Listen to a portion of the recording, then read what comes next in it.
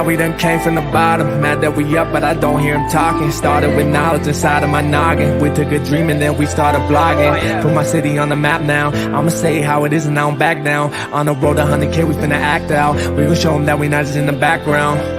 We the main event, we the main show. We the one that people always gonna pay for. FYF, we the best, no debate though. Number one sports channel, every angle. I'ma show them all how we ride. Best sports talk show, we not like them guys. We playing it safe while they feather the lines. We switching the narrative all the time. Like who to go in the game is not MJ. Kobe Bryant top 10, not what we say. I keep Elijah one is very overrated. Keep it real if it ain't fact, we don't say it. Now it's stable, we won't be ignored. We number one, especially when coming to sports. FYF bringing the heat here, of course. Where everything backed up with actual source. Everything backed up with actual source.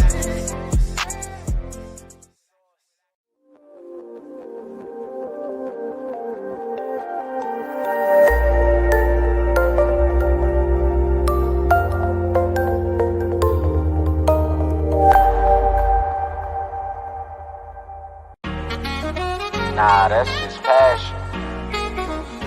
Love the game. You already know what it is. FYF. You don't got tough skin. Might as well not even come on in. Talk to 'em. FYF, blow the whistle, man, we too official. Better check the film, we not one of them. The greatest to ever ball above the rim. They wasn't with me shooting in the gym. Cut the small conversation, debate on major levels. This the playoffs, baby, bring that pressure, we never settle. Cross and spin, getting it in, I wanna win. That teamwork got us headed to the ship again. LeBron better than MJ, cut it out. Half these fans in the stands don't know what they talking about. Half court jumpers, crowd going wild. FYF ranked number one, you better say it loud. Intellectual talk, but fuck your feelings. Elijah 1 too overrated, Kobe still a realist. Top 10 all time, now how they cut the line. Magic Johnson, Draymond Green, one in the same kind. Try to tell 'em, fuck your feelings, fast break, stop and pull a J. He got how many rings, nothing else to say. With the team, live streaming, play by play. This the dream, full steam on the road to 100K. FYF, blow the whistle, man, we too official. Better check the film, we not one of them. The greatest to ever ball above the rim. They wasn't with me shooting in the gym. Cut the small conversation, debate on major levels. This the playoffs, baby, bring that pressure, we never settle. Cross and spin, getting it in, I wanna win. That teamwork got us headed to the ship again. Started small, then turned into big dogs. They treat me like the GM, I just make the call. No matter who my op is, I'ma stand tall. Then pull up to the game, fresh like I just left the mall. 100K, 100K, 100K, check the score. We gon' bust the shot clock, fans running to the floor. All I hear is go this and go that. Man, your team suck, hang it up like a coke rack. I love the game, I admit it, I can't quit it. Step in front of me, man, your ankles gon' get the business. Been a legend like Moses Malone, way ahead of my time. This the greatest sports show ever, I just had to remind. FYF, FYF, blow the whistle, man, we too official. Better check the film, we not one of them. The greatest to ever ball above the rim. They wasn't with me shooting in the gym. Cut the small conversation, debate on major levels. This the playoffs, baby, bring that pressure, we never settle. Cross and spin, getting it in, I wanna win. That teamwork got us headed to the ship again.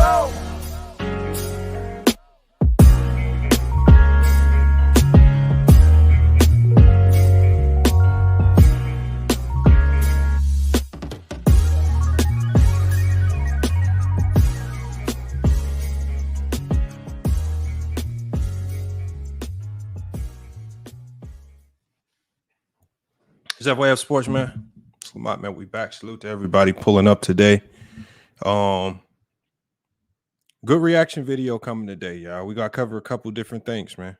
I saw a couple things on Players Choice podcast this morning that I just wanted to touch on ahead of our debate, which is right now scheduled for the 8th. Hopefully it stays the 8th. Hopefully certain conflicts and issues that came up don't have to delay it. But as it stands right now, we still scheduled for the 8th, man. Look forward to seeing all y'all there as we look to kind of cook on a couple different topics over there. And today we're going to be reacting to And also after this short reaction, I'm gonna be pulling y'all up to get y'all thoughts on this video, on both, because I got two different topics I want to cover watching this video. Salute to Hitman X, Octavius X May, salute, man. Haven't seen you here in a minute, man. Ricky E245, Quan Johnson, man.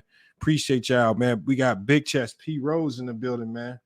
That man went off to college, man, and disappeared on it. Salute to Big Chest for making an appearance in the chat, man. Before we get started with today's video, man, if y'all can support, man, support the channel. Cash App donations, definitely appreciate anything that y'all give to the channel. Salute, man. LVZ, I see you here as well. We got Daniel Berry Sports Highlights, man. Salute, man. Appreciate you pulling up. And then we got Jason the Kid. He says, Mr. Facts Over Feelings, cook me. Hey, man, that's what's good, man. But look, yeah, we gonna be reacting to a video. It's a segment on the video that I just wanted to touch on.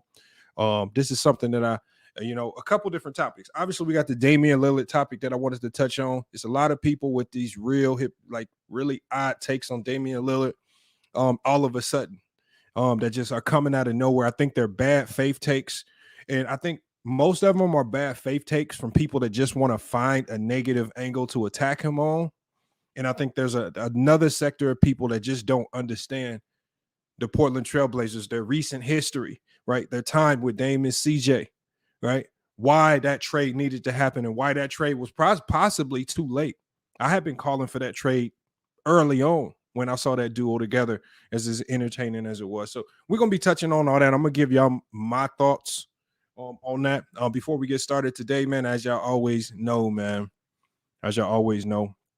we got to give a big shout out to the sponsor of the stream, man, Rental Karma, man. Boost your credit score today by reporting your rent payments. It don't matter if you're reporting your rent payments, right? It don't matter if you're paying rent to your mom, your dad, your uncle, right? Some de facto landlord, anybody that you paying rent to. You can get all of these back payments and current payments added to your credit report to immediately boost your credit score.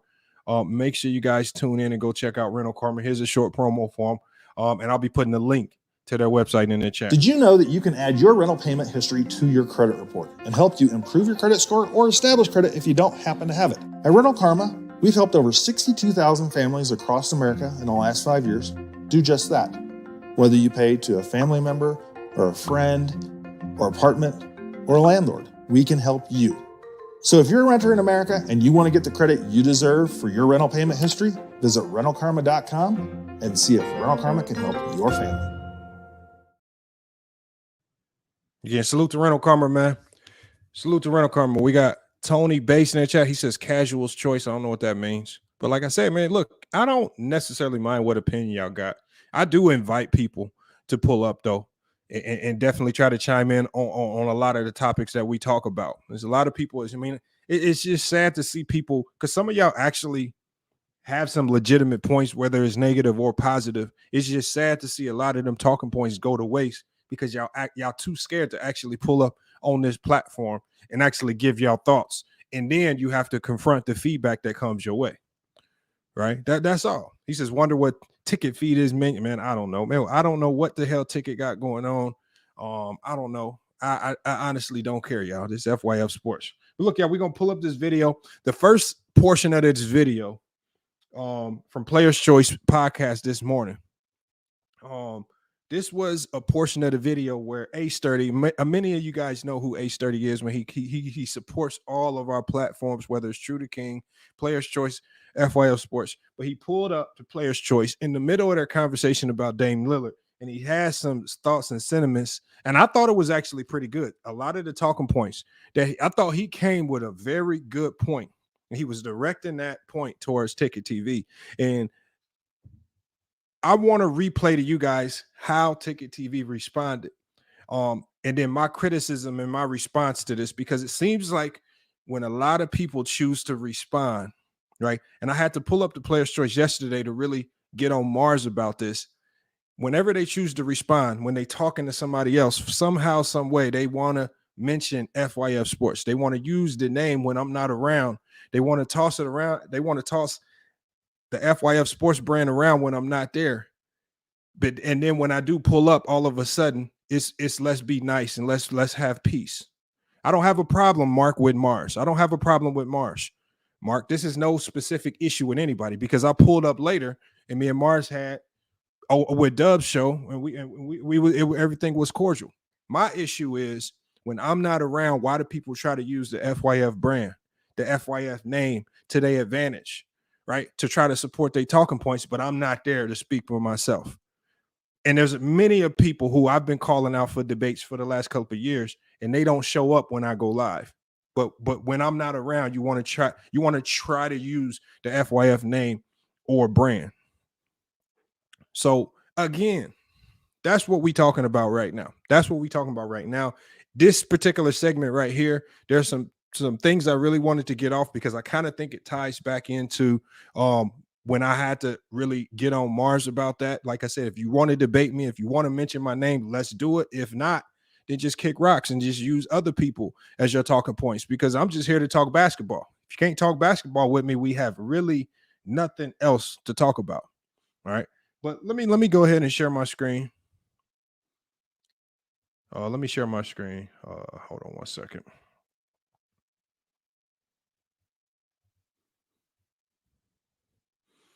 All right, here we go right here. All right, I got this segment. Oh, hold on. Make sure. Let me get the audio in here.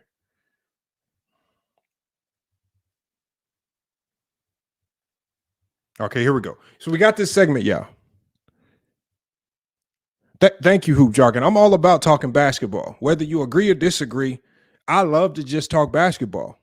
Like I say, me and Hoop Jargon have had so many opposing views, right? And we can go at it and talk ball, and it is ball. We can throw jokes and we can do all this, that, and we can laugh and chop it up. That's what it's supposed to be about. DJ Leno said, play the whole. I'm going to play as much of it that I need to.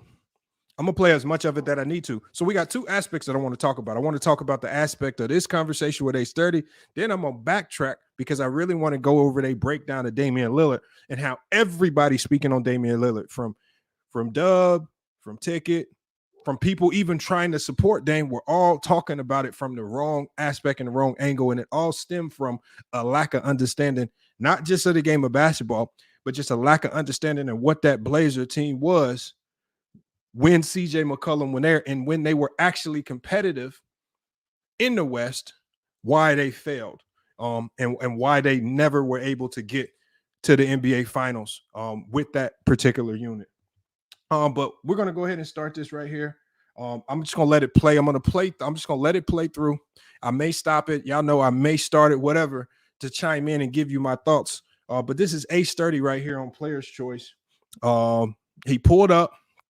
He actually made a really good point. You guys, after hearing it, you let me know what you think about what he had to say. Better than Steph in the 2017 finals, despite the fact that Steph got more of the defensive attention because he just played better. Yo, Damo, I can't let you answer your question. Well, I will, but we got to hear from Ace 30 first.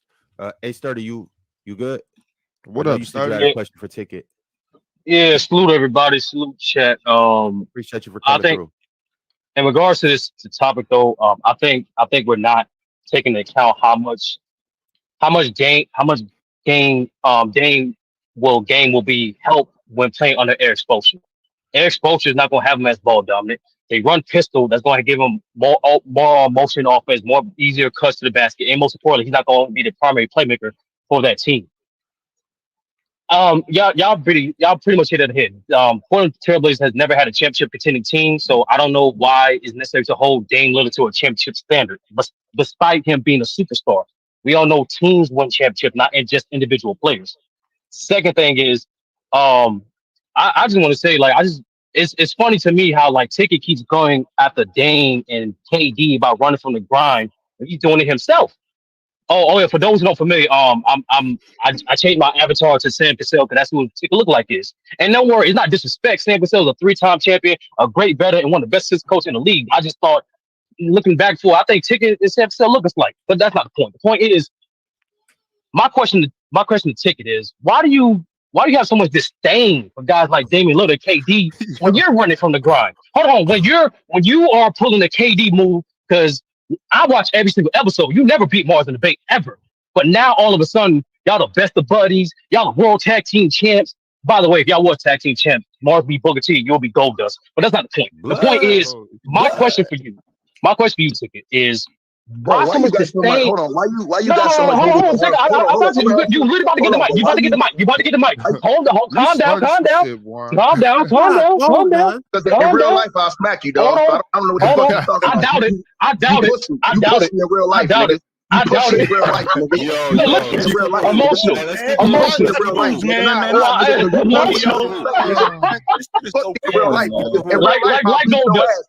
Like Gold does. You being emotional.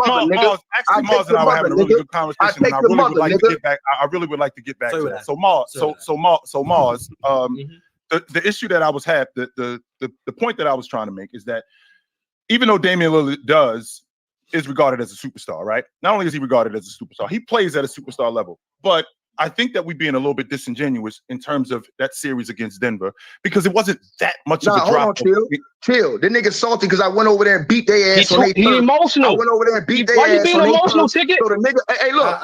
Why you being emotional, bro? I'm gonna say something to y'all. Why you being emotional, bro? Hold on. I'm gonna say something to y'all. Chill was just talking, bro. I ain't never. Hold on. Hold on. I'm gonna say this to y'all. Your feelings get hurt by this nigga. Your feelings get hurt by this nigga. No, you didn't. That's the point. You acting feminine like you usual. Hey, yo, put this nigga on mute. I let that nigga talk. No, I didn't finish talking, bro. Hold on, bro. I never heard of you before in life. And you getting your feelings hurt by me. Hold on, dog. I never. All right, look. I muted both of y'all. Here's what we gonna do. Nah, you ain't gonna let me go up there. Hold on, right quick. Ticket, just chill. I'm gonna let one of y'all speak for 30 seconds, and I'm gonna let the next person speak. Hey, Sturdy, this is the Player Choice platform. Ticket going first. Go ahead, Ticket. Nah, I'm just saying why the chump, this chump, I wasn't bothering this nigga. I don't even know who he was. He popped up in the comment section with a wrench, always disrespecting me, and I ain't never said that to the nigga before in life. So I don't know where all this heat coming from. And he talking about me and Mars. Nigga, me and Mars was in the championship round, nigga. Me and Mars, we both was winning rounds. He just ended up winning the last round, you dumbass nigga. So I was always in the finals, and we went at it, and we battled at it, and we've always went and battled at it on PC, nigga. You just popped up. I ain't never seen you, never heard of you. I don't even know why you coming on here talking about me, nigga. So the bottom line is this, nigga. You don't know me, nigga, and I don't know you, nigga. You niggas be coming on here trying to get a come up off of me, nigga. I don't know nothing about you, nigga. You a funny style ass nigga. You hang with niggas that all try to disrespect me, nigga. But you would never do that shit in real life, nigga. You'll get your ass beat, nigga. Period, nigga. You pussy, nigga. And I'll put these nuts in your mama's mouth. Yo, that. You know what? No comment. Hey, Sturdy, can you please reply in a polite way? In as nice of a way as possible. No, Ron. Honestly, I thought I was being polite and respectful. No, because once again, no, y'all will chill. Y'all will. No, Ron. I thought I was being respectful. All I said was this dude is Sam Cassell, who's a respected player and coach of the league. Look at him being emotional again. All I said was gotta chill for a second. I just want to like I said, just like KD. Him and Mars was in a tight debate. It went down to Game 7, just like the Western Conference Finals in 2016. And just like KD, he tried to ride the coattails. But I just want to ask a simple question, Ron. Why does he have so much disdain for KD and Dame when he do the same thing with Mars? Mars did his tag team partner right there. Mars did just simply ask Mars, has he ever beat him in debate? Matter of fact, has Mars ever even approved this quote unquote tag team? That's all I ask. Mars, would you like to speak on the matter? And by the way, hold on, Ron. Let me say this real quick. Ron, by the way, the reason why I got a rich ticket is because I supported this channel since episode 6, way before you even got here. So I ain't got to get disrespectful just by speaking the truth about you, bro. But you got nothing to do but lie about me. But back to the topic at hand, Chill and Mars was right. I pushed the championship. The Portland never built a championship caliber team around Dame ever. You gonna let me respond to this clown, Ron? Because I can respond. Don't wave your hands. Ron. I'm trying to get back to it. I'm trying to get back to it. That's the whole ass shit you be talking about. I be doing. Y'all bring these suckers up here. This nigga ain't never debated nobody, nigga. This nigga don't want to see me. This pussy ass nigga don't want to see me. I'm the one that created this whole motherfucking debate lane. All them niggas you go over there and go for, nigga, all them niggas was my sons. They was under my channel. They was under my coattail, nigga. And I'm the one who birthed them niggas and motherfucking put the bottle in them niggas' mouths and bred them niggas and built them niggas up, nigga. I got Lamont Lane, he on tape saying the only reason why I do this is because of Ticket, nigga. And all the rest of them niggas was on my channel, nigga. And I shouted them niggas out and built them niggas up, nigga. So shut your bitch ass up, nigga. Since you want to know what the truth, hold on. Since you want to know what the truth is, nigga, I'm the one that laid the whole platform for this debate shit. Go back and check it, nigga. Check the record, nigga. I've been doing this shit wrong, nigga. Straight up, nigga. In the grind, in the trenches, done. These are facts. So you talking this whole shit. And then secondly, Mars was the one who came and agreed with me on the debate. And that's how the fuck we got on the same team lately. Mars came and agreed with something I said, nigga. So go do the research, nigga. Go do the research. Because I was attacking Mars. And Mars came and agreed with me. So when he agreed with me, the crowd said that. So ain't nobody jumped the lines. And the last thing to answer your question about Dame Dollar. The reason why I'm on Dame Dollar is because he the one running around here saying he ain't ducking the grind. He the one running around here criticizing everybody else and pointing his finger at everybody else for doing what he's trying to do right now, which is duck the grind. He was just doing this 2 weeks ago. He said he'd rather retire than go play with other all-stars. He said he didn't want his career to be like that. He said that he respected the game and he was raised a different way. And instead of trying to go duck the grind and go make super teams. He the one that got him to go hire Chauncey Billups. He the one that got him to go ahead and give Jeremy Grant that big contract, dog. Cut it out. He never wanted them to trade CJ McCollum all those years. That's why they couldn't get no better assets. Then you want to talk about KD. The reason why we get on KD is because KD's a fraud. That nigga was running around here on burner accounts talking shit to people. Now all of a sudden, since he got caught, he want to poke his chest out and talk shit to Low. No, sit your bitch ass down and go back to their burner accounts like you was doing when ain't nobody know who you was. Don't be brave now because you got caught, nigga. And then KD, he double talking, nigga. That's why we cooking his ass. Because he says the way we think about shit is whack.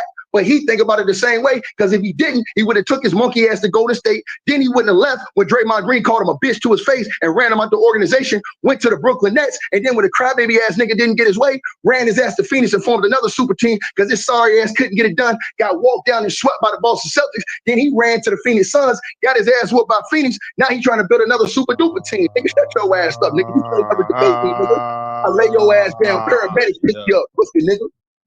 Hey, sturdy. I doubt it. But no, I want to ask that question. I want to ask that question. Yeah, go ahead. Quick question. Are you sure this is what y'all want on Saturday? Oh, hell yeah. Listen. What you talking about? I'll give Chill the day off. I'll give Ox the day off. I'll give Mars the day off. I'll give Damo the day off. Dub, you're working. So yo, Ron, even if the day off, I still want my bread. Sure this is what y'all want? Ron, and that's a fact. His boss, his boss, Lamont Lane, the only reason why he got a tunnel, his boss, Lamont Lane, the nigga he running under, his boss is a nigga who said the only reason why I'm doing it is because of Ticket, nigga. Go check the history, nigga. All them niggas that y'all coming on y'all's team, nigga, them niggas was cooking with me. I built them niggas up, shouted them niggas out, pushed them niggas channels up, the ones who got channels, nigga, and made them niggas relevant, nigga. Cut that shit out, nigga. I've been showing my own merit, nigga. I've been out here doing numbers on my own merit, nigga. Shut your bitch ass up. We would never know about you if you wasn't here on PC, nigga. We know about me from my merit, nigga. We just heard of you just because you a part of the clan, nigga. And like I said, I over here and chopped it up with my boys Chilltown because I love seeing what him and Fluent was doing, and we doubled up. And I came over here and chopped it up with Dub and Mars because I love what they was doing, and we doubled up. I came over here and chopped it up with my nigga Low because I love what he's doing, and we tripled up. And we gonna keep tripling up until you bitch ass niggas lay down, nigga. What wrong with you? Sturdy. Hey man, if you getting this emotional, basketball, it is what it is. For real. You know, that's why I'm trying to get back to it. Because this was never clarified on PC. No. That's what's on Xbox. Like, if he does, last question about Dame. If he does go to Miami Heat, is that considered really a super team? Yes. I don't think so. No. If he does, if Dame does get traded, is that considered a super team? If he ends up in Miami, and they still keep Jimmy Butler, and they still keep Bam. I still don't. I don't think it's a sellout, bro. That's a sellout, bro. No, it's not. No, it is not. You got two no, it is not. You got two perennial. Hold on. You got two all NBA defenders in their prime. These niggas on damn near been to 3 NBA finals in 4 years. Any other person who went and did that, we would say it was a super team. If doesn't mean that they are. Hold on. No, you hold on. I don't think that they're a super team, and the reason.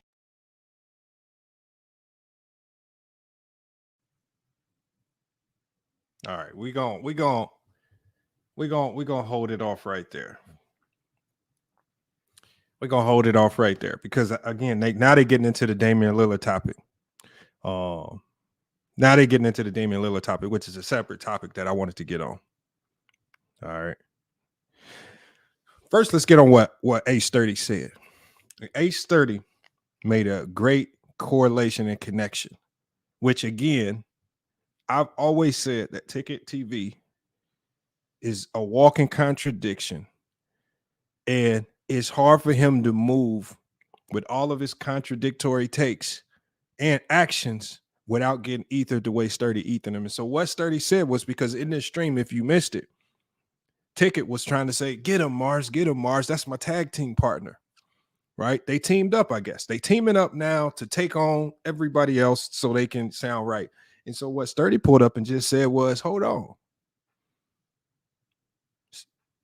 Mars done beat you in every single debate, from championship rounds and the head-to-head debates that they've had and things of that nature. In every single debate that they've had, Mars has completely destroyed Ticket. Now all of a sudden, Ticket has voluntarily teamed up with Mars. And he's been doing this for the last couple of streams for some reason. And all Sturdy doing is just calling them out, saying, hold on, you just joined teams with the guy that been beating your head in all these debates. But now you want to get mad at all these NBA players when you doing the same thing. I think that's a very valid point. He made a connection there. It's similar to the connection that I made when Ticket went off the rails. It's very similar to the connection that I made when I said, hold on, you sit here and bash Draymond Green for being triple single, right? For being a guy that just gets rebounds and defends and play makes. Yet, when we look through your playing career, you can find newspaper clippings and articles about you not only having a triple single stat line in your professional career, but you also being talked about in the same likes of a Draymond Green with a very similar role. It's just calling out the contradictions. That's all it is. It's all basketball talk.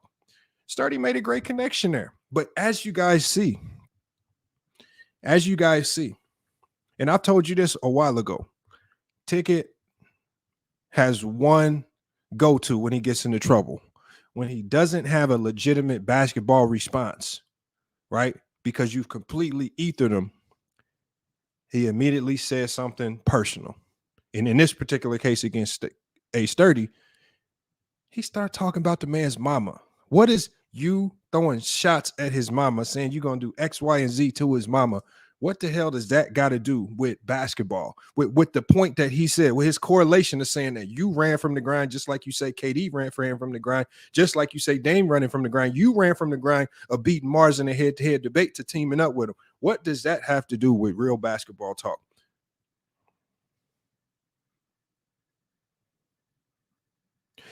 He just made a great connection there.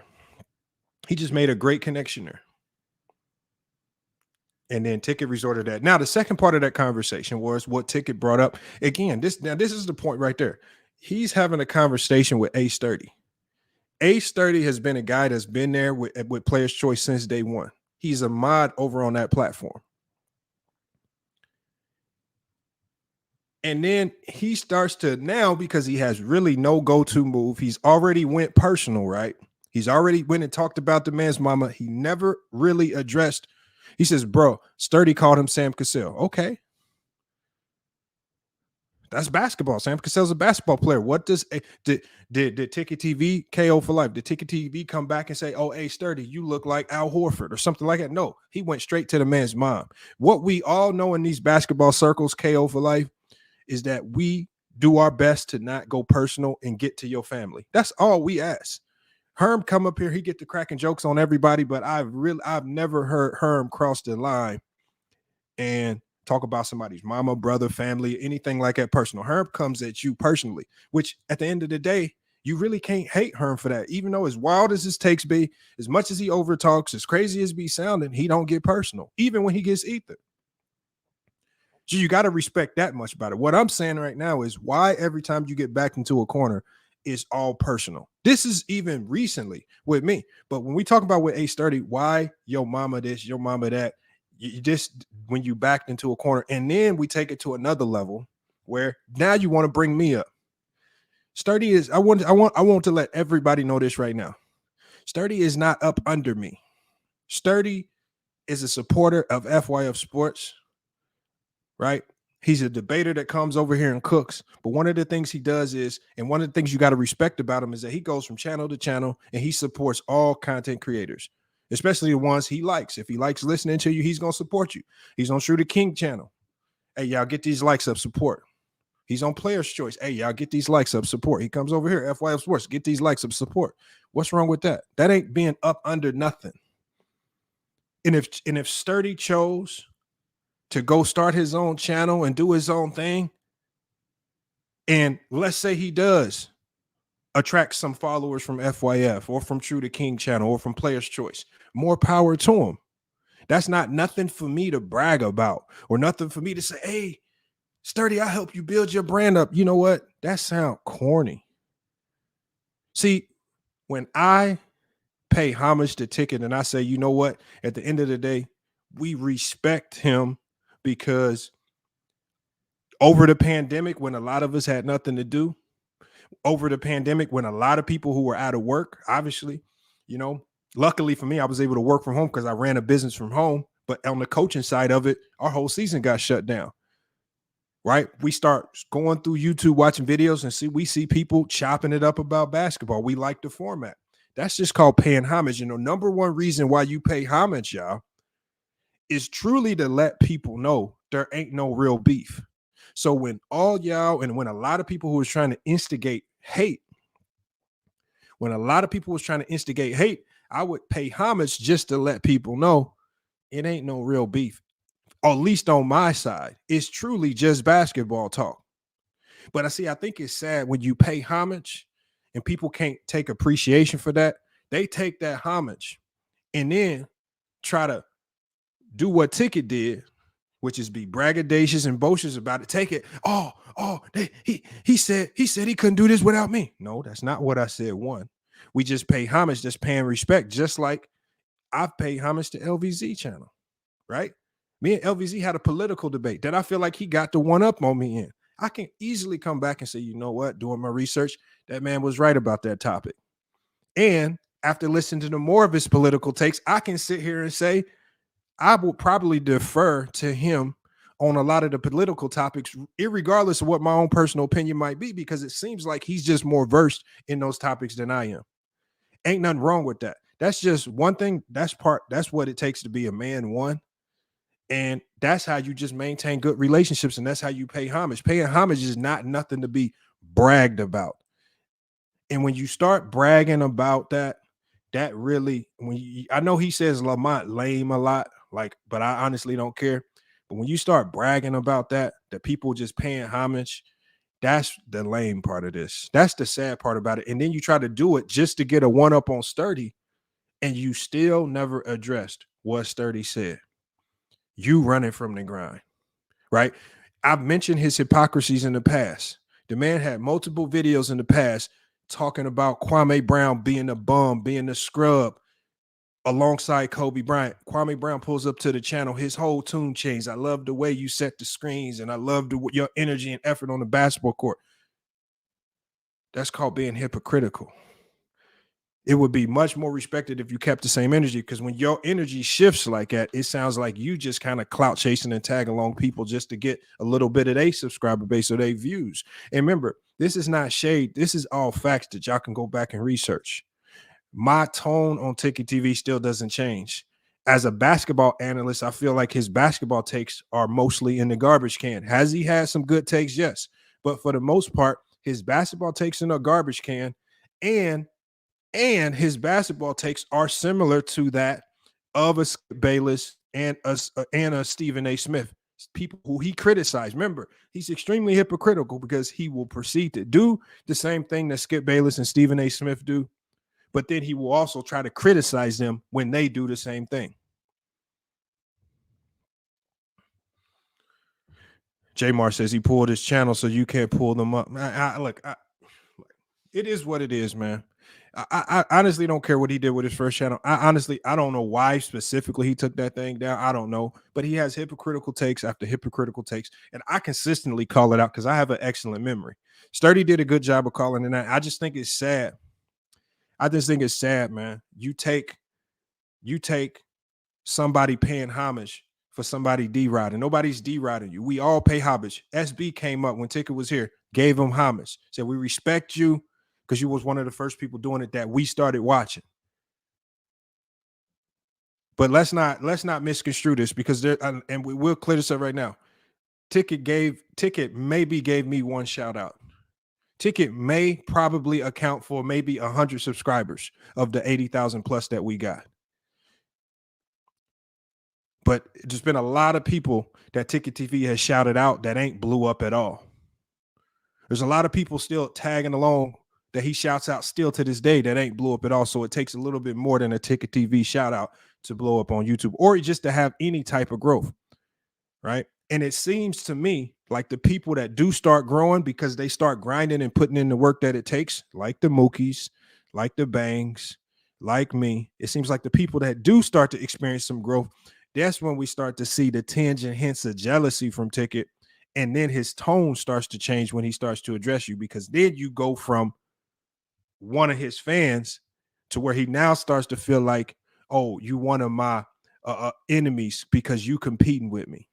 He has a very flawed and blind view on what it takes to grow on YouTube. And I promise you guys, I shout out a lot of you guys. You guys pull up hoop jargon and all that. I shout out a lot of you guys. And you know what? Maybe one or two of you guys subscribe. But will I ever sit here and try to say, hoop jargon, man, I shouted you out, man. I took responsibility for all that. I even put LVZ's channel in here. Y'all go check out LVZ live. He about to go crazy. LVZ, man, I blew you up. If LVZ blows up somehow, because it's one of these LVZ takes is going to make him go viral one day, what would I look like saying, dang, I shouted you out, I'm responsible for that? I would look like a damn fool. And see, that's what I want y'all to be watchful of and mindful of. That's what I want y'all to be watchful of and mindful of. And when people do that, when they take your kindness for a weakness, when they misappropriate compliments like paying homage, that really kind of shows me the character of certain people, y'all. It shows me your true character. Let's remove all the basketball talk. Let's kick all that to the side. It shows me your character as a person, as a man. And that's what we was really getting at right there. And that's why I pulled up on Mars. When Mars said my name and I pulled up, a lot of people didn't like it, but I said, Mars, this is what I told Mars, and I will repeat. And this is for anybody else that likes to throw around the FYF name. I want y'all and anybody that wants to mention Fyf Sports, do not confuse any of the people that come on the panel with Fyf Sports. Don't confuse it. Yeah, and tread very lightly, because if I really want to go in my bag on any of y'all, Mars, Dub, Ticket, if I really want to go in my bag and start dropping videos about y'all, then y'all really start getting in y'all feelings. And then y'all really start getting butt hurt. And I've already done it every time. So we can keep it cordial and I can stay in my lane, continuing to doing what I do. But if any of y'all want to get into a back and forth with me, and you really want to go down that lane, and you really want me to start diving and doing research on your basketball takes, your knowledge, your intellect, and you really want me to start putting it out there in a comical way, I can do that. But then if it seems that every time I take that lane, a whole bunch of people start getting in their feelings, getting extremely emotional about it. So I just ask people, when you use the Fyf Sports name, just tread lightly, because I can revert just like Natalie's been saying, and I can go into my little Batman lane mode. And then once I do that, then I'm going to have a whole bunch of y'all crying, coming running back saying, why you do that? Why you say that? Why you do that? And so let's tread carefully, because we've already been down that road and we've already seen what it led to. Let's not go down that road again. And that's for Ticket, and that's for Mars, and that's for anybody else that continuously wants to spam the FYF name just because you might have came over here and got one debate win off a controversial vote. Or in Mars's case, you just came over here and you try to hide under the guys that you think you can beat everybody in the debate so you don't pull up. Or for people like Damo, who's up under a bigger YouTuber, you just participate on his channel while your channel for the most part is kind of stagnant. People like you who want to say it's the G League over here, well then stay where you at, stay in your lane. But there's a lot of people like to run their mouth about this brand. We just gonna continue doing what we do, but don't allow me to put my eye on you and start dropping content on you. And that's all I warn people about. That's all. So we're gonna get back to the video, y'all. I want to get back to this Damian Lillard. I want to get back to this Damian Lillard talk. This Damian Lillard talk, I think people have gotten real messy with it. And I don't want to go back to the Player's Choice video. I want to go ahead and drop the link and allow some of you guys to come up. I'm going to say my say about Damian Lillard. A lot of people like TicketTV, and a lot of people are sitting here, and I even heard Mars on that channel. Y'all can go back and watch that video. I'll actually drop the link to that Player's Choice video in the description of the video, right? And this is what they're making. These are the sentiments that they're talking about with Damian Lillard. From TicketTV, he's saying, oh, Damian Lillard doesn't play championship level defense. And then you have Mars doubling down on it. His supposed tag team partner saying, yeah, Damian Lillard's one of the worst defenders I've ever seen. And so this is what I ask people. And I always tell people about this too. When you see people pointing to an elite NBA player and the only thing they can talk about are the negatives about that player's game, that's somebody targeting the low-hanging fruit. That Damian Lillard has never been placed on a basketball court in his life because of his great defense. Damian Lillard didn't get a D1 scholarship because of his great defense. Damian Lillard didn't get drafted into the NBA because of his great defense. Damian Lillard got into the NBA because of his elite shot-making ability, his elite offensive skills on that side of the ball. And so why then all of a sudden, when we're talking about Damian Lillard and some of the shortcomings of the Portland Trailblazer team, are people saying that it's Damian Lillard not playing championship level defense that's what caused it? Why is it people like Mars wanting to just highlight, oh, Dame is the worst defender I've ever seen, when he's probably not the worst defender that you've ever seen? But is that why the Portland Fluent made a really good point in that conversation? Fluent said, hold on. We've seen a ton of these guys great offensively,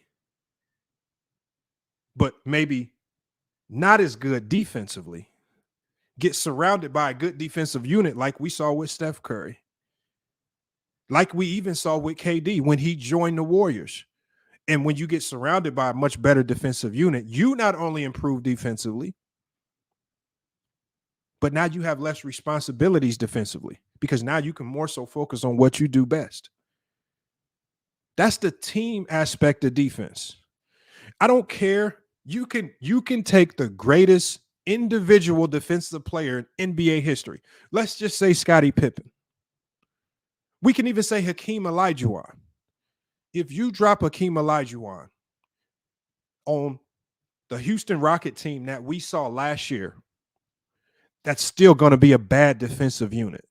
Just like we saw with Rudy Gobert, Defensive Player of the Year, struggled to defend at a high level because he was on a bad defensive unit in Utah with guards to the likes of Mike Conley, Jordan Clarkson, and Donovan Mitchell getting blown by in one dribble as I made that. That's the sad part about defense. Damian Lillard, when we talk about his time in Portland, he has never been surrounded with a good elite defensive unit. And remember, when I saw that pairing of Damian Lillard and CJ McCollum, I said early on, the unfortunate reality of this duo is that they're going to have to trade one or the other and bring somebody in that complements Damian Lillard's weaknesses, a unit that can complement his weaknesses a little bit better. A Paul George type, right? Somebody that can make up defensively on the perimeter for what he's not given, but also somebody that can take away some of his defensive responsibilities, give him a lessened role, and maybe he can excel in being a help defender. Maybe he can excel in getting those loose balls and things like that, getting into transition. But the Portland Trailblazers never built that. They continued on with CJ and Dame. And another thing, when we get to all the offensive side with CJ and Dame, because Mars continually talked about in the playoffs, I watched CJ McCollum go off, and Damian Lillard was choking and having bad efficient and was inefficient. Anybody who watched the Portland Trailblazers when they had that duo of CJ McCollum and Damian Lillard knew one thing. Terry Stotts was a really good offensive coach, but I think the biggest problem that he had with his offense is he never created a way for both of those players to excel at the same time. You can look through Portland Trailblazer history, and whenever CJ McCollum had a great game, Dame usually had a down game. Whenever Dame had a great game, CJ had a down game. This was because he had a your turn, my turn type of offense. He never was able to construct an offense that allowed both of those guys to thrive and peak together on the court at the same time. He never figured it out. And so when we say, oh, CJ played well in this game in the playoffs and Dame, he didn't, that's the offense that they were running. And one of the reasons before I even got into the basketball talk, I was able to pick up on this is because I was playing FanDuel fantasy basketball. And there'd be a lot of times where I would see the Portland Trailblazers, they will be playing one of the worst defensive teams in the league. And I'm saying to myself, oh, I just pick up Dame and CJ tonight. They going to cook. I would get screwed because Dame might go off. CJ might give me a 12-point night. CJ might go off. Dame would give me a 15-point night. And I'm saying, what's going on where this is happening so consistently? You have to look to Terry Stotts and the offense that they were running. It was a your turn, my turn type of offense, which is one of the reasons why the Blazers struggled. Coaching was one of the reasons why they never were able to get over the hump. Not just Dame, not just CJ, not just the bad defensive units that they would put out there. It was also coaching. And like I told TicketTV, when I had that miniature debate with them, I said, Dame wasn't complaining. I said, Dame wasn't complaining when the Blazers were competing. Dame was fine with just his team having a shot. When Dame just had CJ, when the Blazers were making all of those trash signings, questionable moves, Al-Farouq Amino, Allen Crabbe, Miles Leonard, Hassan Whiteside, Evan Turner. Dame, you know what Dame did with Dame and Evan Turner are damn near best friends. You know what happened as soon as the Blazers signed these guys? Dame said, come on, it's time to come on over to my house. I have a gym. We hitting these summer workouts. I'm going to ride with the guys that the organization signed, because he knew at that point in time, at least the organization, as bad as they were with their front office making bad moves, they were trying to the best of their ability to win.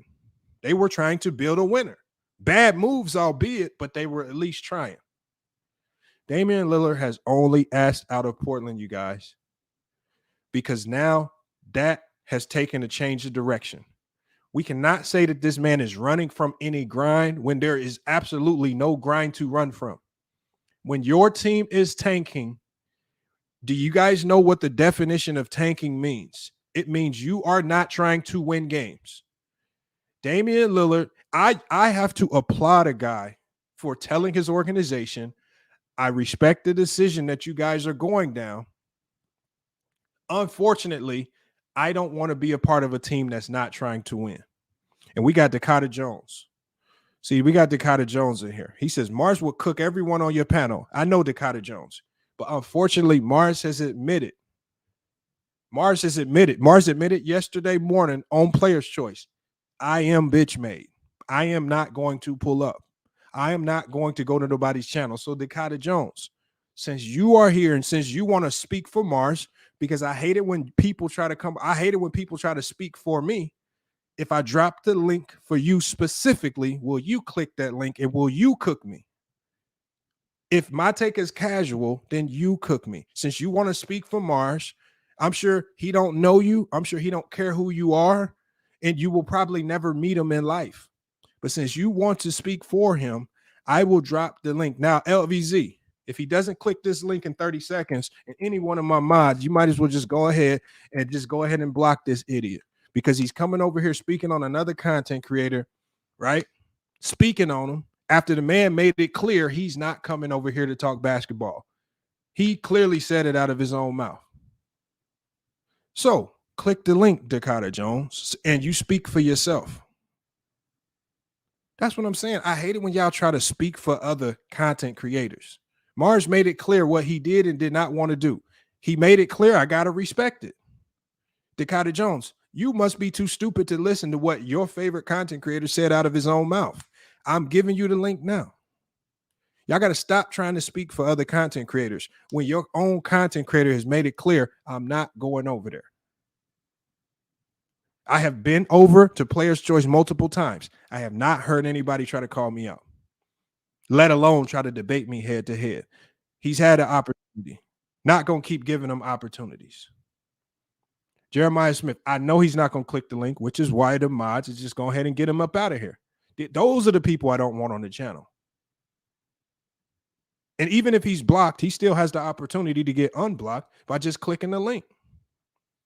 That's the saddest part about it. Y'all come over here to talk sports for another person. Y'all, what is your own organic thought? What is your purpose for being over here? What are your thoughts on the Damian Lillard situation? I'm speaking on his take. I'm reacting to his take. But I'm not going to speak for him. I'm just going to tell you guys why I think his opinion on Damian Lillard is wrong. If he wants to respond, he can respond. If he wants to hit the link over here, he can hit the link. Nobody ever does. Nobody ever does. I want y'all to understand one thing with Ticket, and I got two people in the backstage. I'm about to let y'all in. I'm going to tell y'all this right now. We've been calling Ticket out to come Ticket. We've been calling TicketTV out and a whole bunch of other content creators to come over here to Fyf Sports and debate for a long time. I want y'all to let this click into y'all brains. Ticket did not come over here until he had the backing of another channel that had 90,000 plus subscribers behind him. He didn't feel safe coming over here. He don't move alone. I pull up on multiple channels by myself. LVZ, everybody else pulls up, will pop up randomly. He waited until he had the whole backing of a community that he makes laugh every single day before he came over here and decided to click the link. And then when he came over here, he tried to act like he didn't know what was going on. Come on, y'all. Y'all got to stop trying to talk up and speak for these other dudes, man. Y'all starting to sound like clowns. It's just clown talk, man. And I be Which dropping. is why I'm trying to understand why when I'm getting some of these Bammers out here, you're like, no, LeVar. No. I don't want to block them just nigga.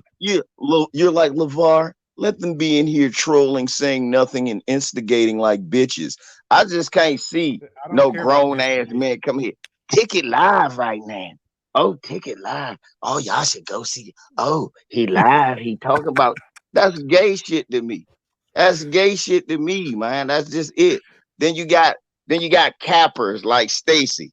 Oh, you got the weakest content. That's why you was at my motherfucking live for 2 hours watching my shit.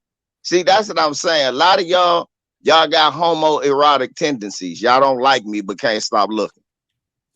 Let me get your thoughts, LVZ, while you're here on the Damian Lillard situation. Like, so when we talk about Dame, like, if you just break it down and just be reasonable, just as a human being, and you understand, right, what he's going through, how do you feel about him ultimately coming to the decision of saying, I need to trade y'all?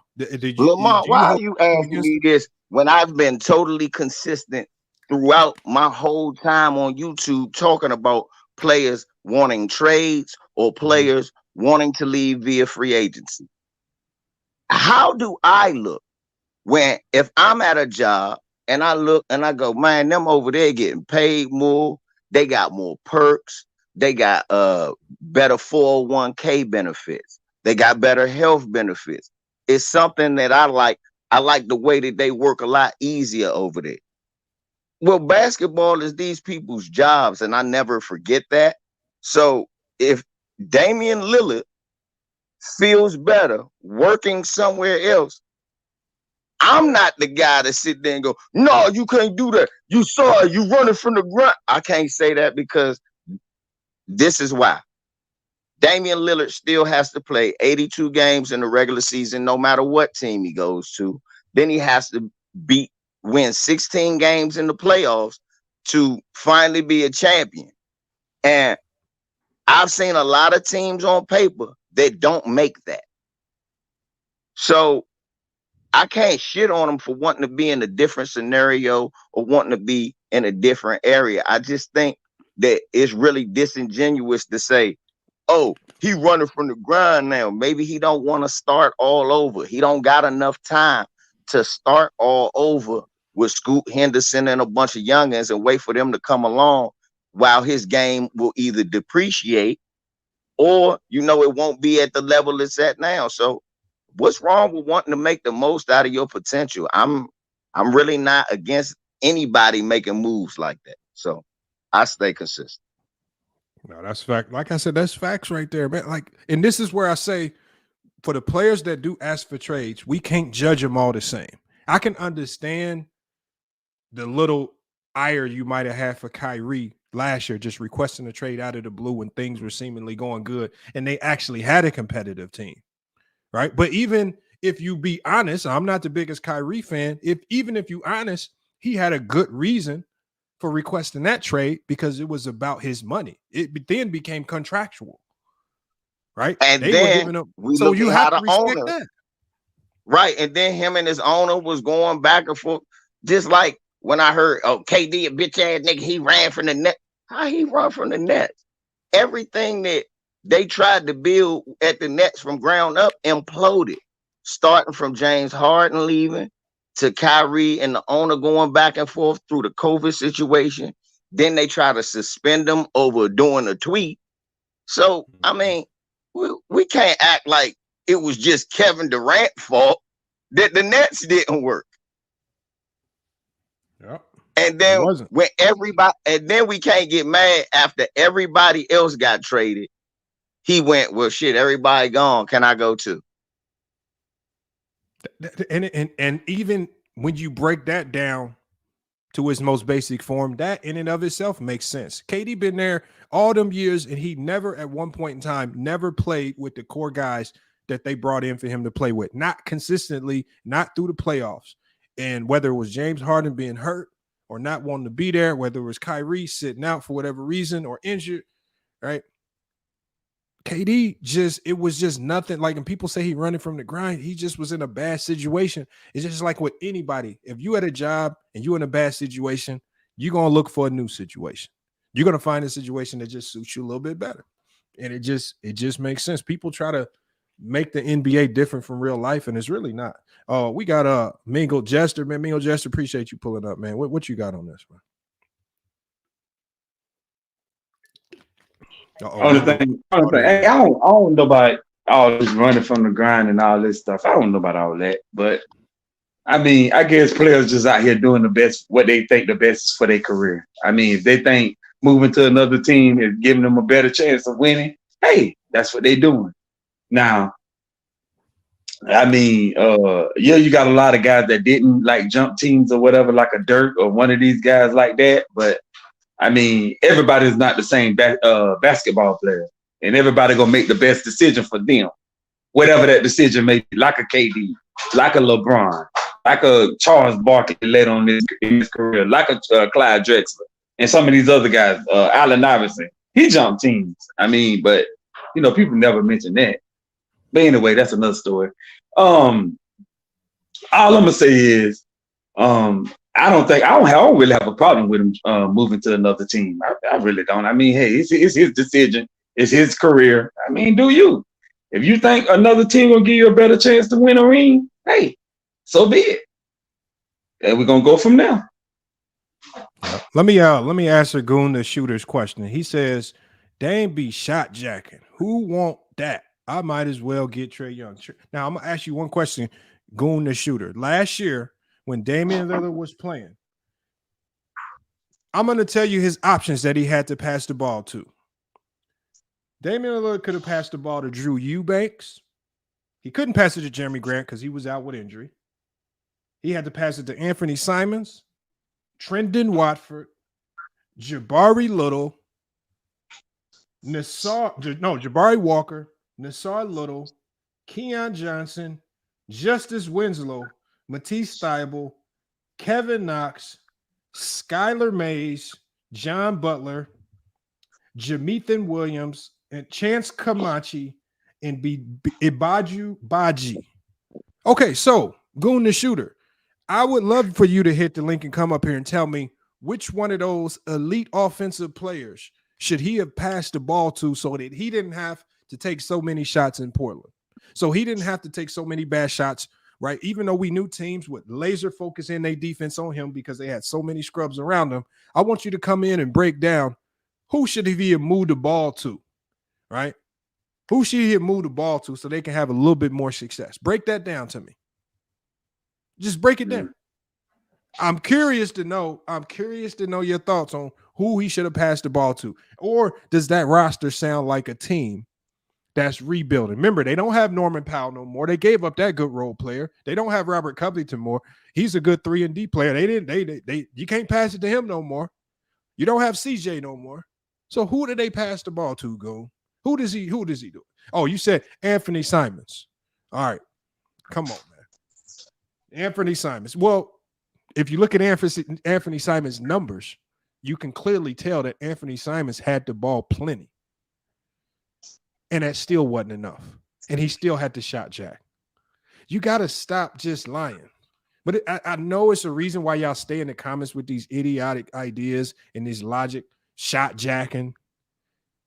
But he would shot jack. Just like I would probably shot jack if somebody like you was on my team. Probably a complete fucking bum on the basketball court. I would shot jack. And I'm not even that type of player. We got Khalil in the chat, man. Khalil, man, what's good? Salute, Lamar. How you doing, brother? I'm good, man. All right, man. I got a couple of things. I'm gonna try to be as brief as I can. Salute to LVZ, Mingle, Big Art, and the whole chat. What it do? You know, me being a Cavs fan, I saw LeBron kind of go through the same thing. We saw Kevin Garnett go through this. I feel like Damian Lillard is within his right to want to request a trade. He tried to be as loyal as he possibly could, but the team, just like the Cavs, back when LeBron's first stint, didn't do enough to build a champion around him. So he has every right to leave and secure his legacy, because it will be a shame, as great of an offensive player as Damian Lillard is, for him to be forgotten about just because he didn't win a championship. But I want to talk about the video that you played earlier with the TicketTV and that whole situation, because I was a part of that voting system and everything. First, I want to ask you, this King of the Hill thing, is that on your platform or is that on Player's Choice? It's supposed to be over there, but from what I'm hearing, it's getting postponed. So it's not even going to be on the 8th anymore. So again, I mean, you could probably thank Ticket for that, but they have to delay it now. All right, so that's some trash, and I think it's more politics that's behind that, but whatever. I do too. For him to suggest that you got all of your followers based off him is complete BS. Like, this dude is a fucking hater. Like, people over here don't hate, at least from what I observe. People over here you got some people like a Pootie Smooth or a SFM or whatever that's kind of like based off his channel, but them dudes get clowned. Like, when they over here, people over here got their own mentalities. I've never listened to Ticket TV. I've heard of him through a guy named 78 Sports TV. I'm a boxing fan, so I've heard of Ticket through 78 and the whole LDBC, but I didn't never watch none of his content. I found your channel in my recommendations, and I clicked on it. Y'all was talking about basketball. It was you, True, Anti, a few other fellas. Y'all was in there, and y'all made a lot of sense. So I subbed up, and I supported ever since. And I even met you in person, Lamont. And like I told you, bro, if you would have told me earlier, I would have rolled out the red carpet for you and your girl and showed y'all a real good time. But it was just a last minute thing But you a solid brother. And it's a lot of solid brothers over here. You know what I'm saying? That's how I knew about True the King and Anti and Bees. And you unlocked other channels like True's channel. Like I found out Big Art had a channel through your channel. He a solid dude who got great content on his channel. He a Lakers guy. I found Aweezy Bang through your channel. And so many other channels. LVZ. I heard of you on Lisa Cabrera's channel. I didn't know you did basketball content. But you a solid that's dude what I was too. about to say. I was about to say, bro, you said 7-8 LDBC, which means you already heard of me without even having to be with Ticket. Yeah, that's what I'm saying. And I mean, there's so many other channels that I heard about that's good channels that ain't on no fuck hating shit. And for him to threaten Sturdy the way he did, I just found that distasteful, and he really got me salty for real. I really want to fly to the Dominican Republic and beat his ass. Like, I want him to threaten me like that. I'm sure one of his goons or his minions gonna be listening to this like a homing pigeon, and they gonna tell him to watch this part. Yeah, watch this part and invite me to come out there so you can get your ass beat. Since you want to talk all tough and shit, you a basketball player. Stick to that. Pick up a basketball, nigga. Like all these threats and all this goofy ass shit you be doing on here and talking to grown men like they kids. Like it's people with real lives and real responsibilities and shit over here. I got a 9-year-old daughter. I don't be on no fuck shit. I try to treat everybody with respect. Everybody get a chance and a fair shot. And if you ain't on no positive shit or nothing good, then I'm just gonna delete your channel. I'm not gonna listen to you no more. I'm not gonna make a public service announcement talking about I'm unsubbing from your channel and all. Like, nah, I ain't got time for all that shit. Or you just ain't gonna see me in your comment section no more. It's that simple. And as far as the whole player's choice, them dudes was on some fraud shit, and I told y'all that before the debate even took place. That's why I told y'all I don't give a fuck if a motherfucker from FYF was up there sounding like Elmer Fudd. I'm voting for you anyway. Because I already knew they was gonna be on some fuck shit, and I tried to be fair. Like when True was debating Big Ock, I told Big Ock, I'm sub to your channel, bro. Like you do good work over there, and I told True that, so I kept everything even. And them dudes sent the whole legion of fucking dummies in here that was all in the motherfucking comment section, glizzy glazing and voting for Ticket and all these people that clearly lost. So it's not being fair. And FYF, we need to get off this fair shit. These motherfuckers ain't fair. They know they trash over there. Like there's the one dude, Ron. I hope you listening to this, Ron. That case you tried to make for Kobe, you would have got your ass fucking pan fried. Lit up. Yeah. I wanted some of that. I was so mad at that shit. And that's what y'all got over there representing y'all. So we can see why the BSing around and foot dragging and shit is going on y'all end. The only ones y'all got over there to keep it a stack, the only ones they got over there is Legend of Winning, Big Ock, and Chill Town. Outside of that, the rest of y'all niggas is cooked. Facts. And I don't even debate. I know I'll smoke y'all niggas, especially that Rhino nigga. I can stutter my way through a whole round and still beat him. The fuck is you talking about, nigga? Damn. Khalil, man, with the fire. Hey, man, look, we got Big Art, man. Salute to Big Art Sports, man. Hey, y'all make sure y'all check him out, man. He got them live streams jumping. Now his channel been growing like crazy lately. Big Art, man, what's good, man? What you got on this? Appreciate you, bro. What's good, Lamar, man? What's good, LVZ? What's good, Khalil? What's good, man? What's good, everybody, man? What's cracking, man? The Dame. I want to talk about the Dame. What's up, bro? man? Yep. Who Mike is that? Is that my mic? I think that's your mic. It sounds like you got some feed coming. Hold on, let me check real quick. No, that ain't you. It might be Herm. Hold on, let me remove him.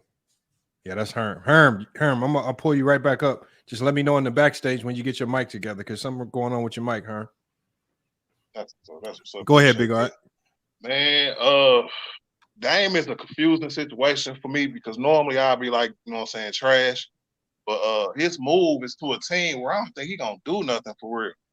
I like Miami. They cool. They was just in the finals, but I think Dame takes the ball away from Jimmy, but Jimmy being Jimmy, you know what I'm saying? And that kind of affects the team to the point where I don't know if that's gonna work.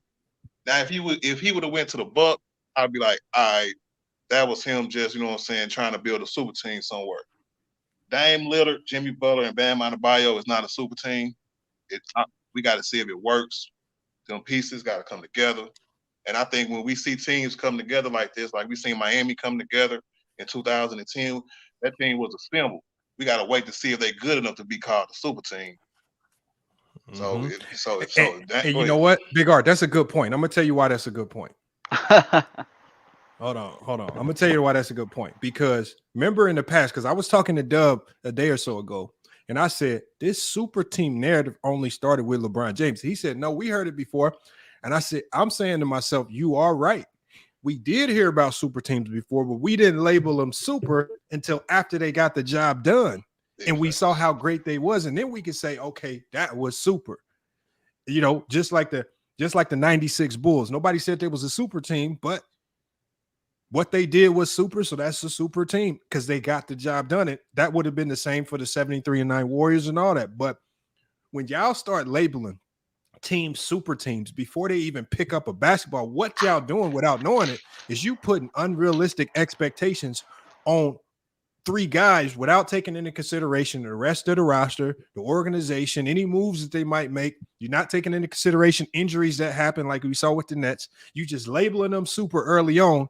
And if they don't get the job done because you had these unrealistic expectations, what you saw of past super teams, then you want to call them choke artists and all this, that, and the other, and you completely eliminated any real context from your conversation because you just labeled them super. Dame going to the Heat, to me, is not super. Dame going to the Heat truly does not. I don't believe it strikes any fear in the Boston Celtics, who just got Porzingis, got much better defensively, and they did a ton of moves. It don't strike any fear in the Phoenix Suns and things like that. It don't really strike any fear in the Bucks, who was able to get Chris Middleton back. And they got Brook Lopez to shore up their defense. So if you look beatable before we even start the season, how are we labeling you a super team? That's the craziest thing about it. Like, and they were saying that 3 all-stars make you a super team. And that's the most ridiculous thing. I think Dame can get away with it because of his age and his health. You know what I'm saying? I think I heard somebody say earlier, I think it was Khalil, when you with a team 7 years like Brian was and they couldn't get it done, they couldn't get no pieces around you, boom, you got to go. How long? It's time to move on. How long Dame? Right, you stay any longer, you risking the Kevin Garnett treatment. You absolutely right. Hold up, man. Did they say 3 all-stars, y'all, on one team make a super team? Then why wasn't the Cleveland Cavaliers with Mark Price, Hot Rod Williams, and Brad Daugherty ever called a super team? I just had to ask. And Larry Nance too. They had 4 or 5. Look, a super team. Remember when the Hawks put Jeff Teague, Al Horford, Joe Johnson, and Millsap into the All-Star? That was 4 all-stars on one team, and people just keep saying that Braun went through the weak East, but according to their criteria, that's was a super team. Well, I think that they were saying it was like you got to be all NBA. Hold on, yeah, I gotta get to Jones, man. What's up, Lamont? Jones. Now here, hold on, y'all. If y'all don't know who Jones is, Jones. What's up, boss? You know, you was permanently banned to the max ether by One Cool P. Yes, sir. Out of our control. Why did you click the link today, man? You know, it's been a long time, man. I haven't stopped by and checked one of these out in a few months. You know, I used to be in the little comments of the little posts, you know, when you hating on LeBron and trying to hating on Jordan up in LeBron. But today I seen it was a lot of discourse and a lot of bad energy. And I said, damn, still all these people bringing this drama to his channel. I really like the channel. I really wanted to go high up there. I like what you do. So I'm like, it sucks so many people bring drama and childishness here. It's really just not the place, you know? Makes it seem like black men can't. All right, his 30 seconds is up. He was banned. Sorry, y'all. Look, y'all, I can't control it, y'all. That was an executive order. Look, y'all, that was an executive order from One Cool P. One Cool P. Look, it's only one person in FYF sports history that's paid the toll to get somebody permanently banned. I gotta respect it. One Cool P did it. I gotta respect it. I gotta keep to it. I tried to give Jones 30. If Jones would have started off his first 30 seconds by giving an absolute max apology to One Cool P for the things that he said to get himself permanently banned, I would have let him keep talking. But he did not do that. That would have been the only way he would have got at least 60 seconds. But he didn't even start with that. And that's what got him banned, y'all. Unfortunately, I hate kicking people out, man. I hate blocking people, but man, Jones, man, I'm sorry, man. Let me ask you a question. What did he say though? God, I missed it. He said something about her. I don't know. He said something extremely disrespectful. Put it like that. Oh, they had a whole funeral service. Uncle Pete don't. They had a whole funeral service for that dude. He had. I don't even know what he said, but okay. It must have been bad for her to pay a toll to get him banned. That's what I'm saying. So, Cool P is one of the best supporters on not only this platform, but on a lot of platforms. Everyone she owns. No disrespect. Big facts. And he came in. She a big supporter on every channel she owns. Yep. Exactly. And when you get this dude been away for damn near 3-4 months and still ain't developed no bass in his voice, still got flies in his house. Like, get that dude out of here, man. Oh man, that's wild. What's the flies? Hold on. Wait a minute, Khalil. Did you just say have flies in this? You didn't see the video? Listen, he bro, had that's flies crazy. in his house in the middle of December, bro. Bro, that's crazy. That's crazy, bro. That is wild. I'll pull up that video to show you, Mingo Jester. I'm gonna let Desto get his take in on this. Go ahead, Desto. Hold on, you muted, Desto. We can't hear you. Oh my bad, my mic was off. Y'all can hear me? Yeah. Yeah, no, I was just listening to y'all. I saw you was live. I really thought y'all was having like some hoop talk, but y'all just speaking on this whole. No, we speaking on that Dame situation. I got to hear about Damian Lillard. Your thoughts. Okay, yeah, nah. I mean, I understand Dame's just like how he feels about the situation and why he requested the trade. And you know, I had a debate with Ticket, I believe, like a few days ago, and he was kind of saying, "Oh, how Dame he's hypocritical now," and I was just saying like how, you know, certain things changed, and I know he wanted to win in Portland, like in his career, like they had some squads around him. I don't think they were championship squads personally, but I think he was still trusting the front office to build something around them. But when you go and draft a franchise point guard to basically commit to the rebuild, to kind of like start over, I think that was a conflict of interest for Dame. And I think it was warranted for him to want a better situation. I mean, he over 30 years old now. He's like 11 to 12 years into the league. And, you know, he wants better for himself. And, you know, I don't hate him for that at all. Like, I understand it. And the whole super team thing is crazy to me because it's like, okay, you a super team because you switch teams, but the GM can draft players, and if they great, that's not a super team. It's like, I don't know. I feel like a super team is the collection of players that produce at extremely high level. Like, I don't care if you an all-star, because I don't care about that media vote. I don't care about the All-NBA, none of that, because the media gonna vote gonna put who they want to win All-NBA, who they want to win Defensive Player of the Year, MVP, all that. I don't care about the media. They biased. If I watched you and you an unstoppable team, you a great team, then that's what you are. I don't care about none of those, your accolades and none of that shit. So you can say, I'm gonna put Dame, I'm gonna put Bam, I'm gonna put Jimmy, all them together. That's a super team. And what if they come out there and they playing trash? What if they bad defensively? What if they not making shots? Now that's a failed team in terms of the talent you stack together, but they not a great team.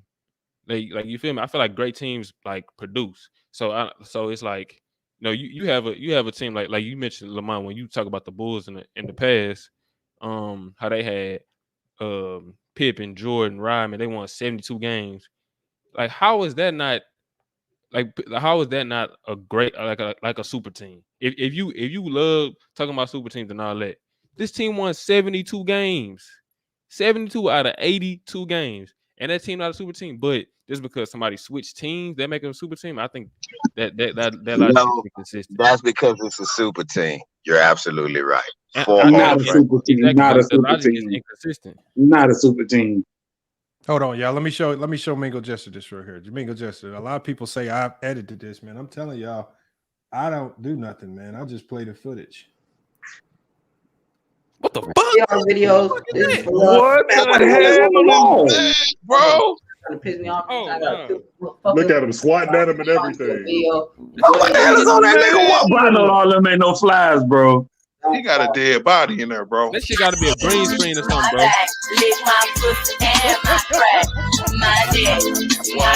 Hold on. What the hell just happened? Wow. What? Y'all want to Now- see a dead body? Now I need to know, yeah.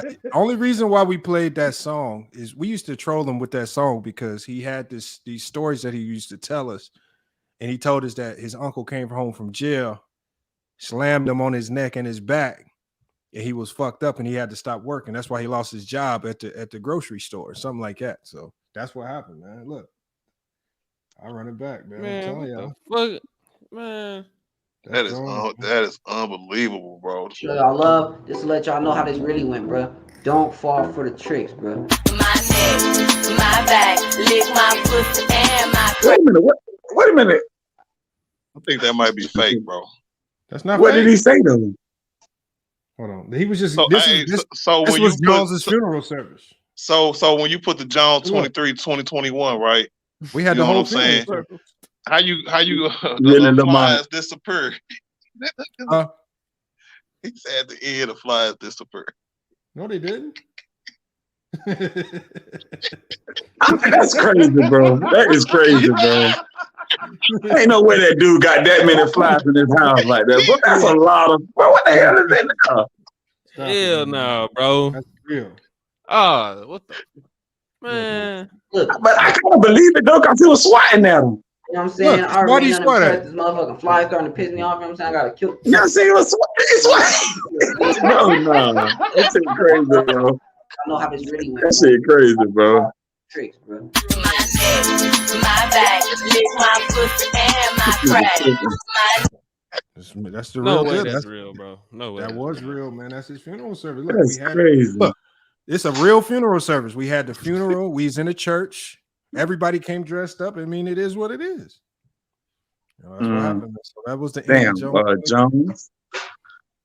Hey, if that's real, somebody needs to call like CPS or somebody, bro. Damn, Johnny. Yeah, the Humane Society. That's disgusting. Oh man. But remember, Khalil, he dropped his address because he told somebody to pull up, and Khalil Google mapped the address. We put it on the screen, and it looked like it was in the slum. So, it might be. Nah, Jones not back. One cool P. Look at one cool P.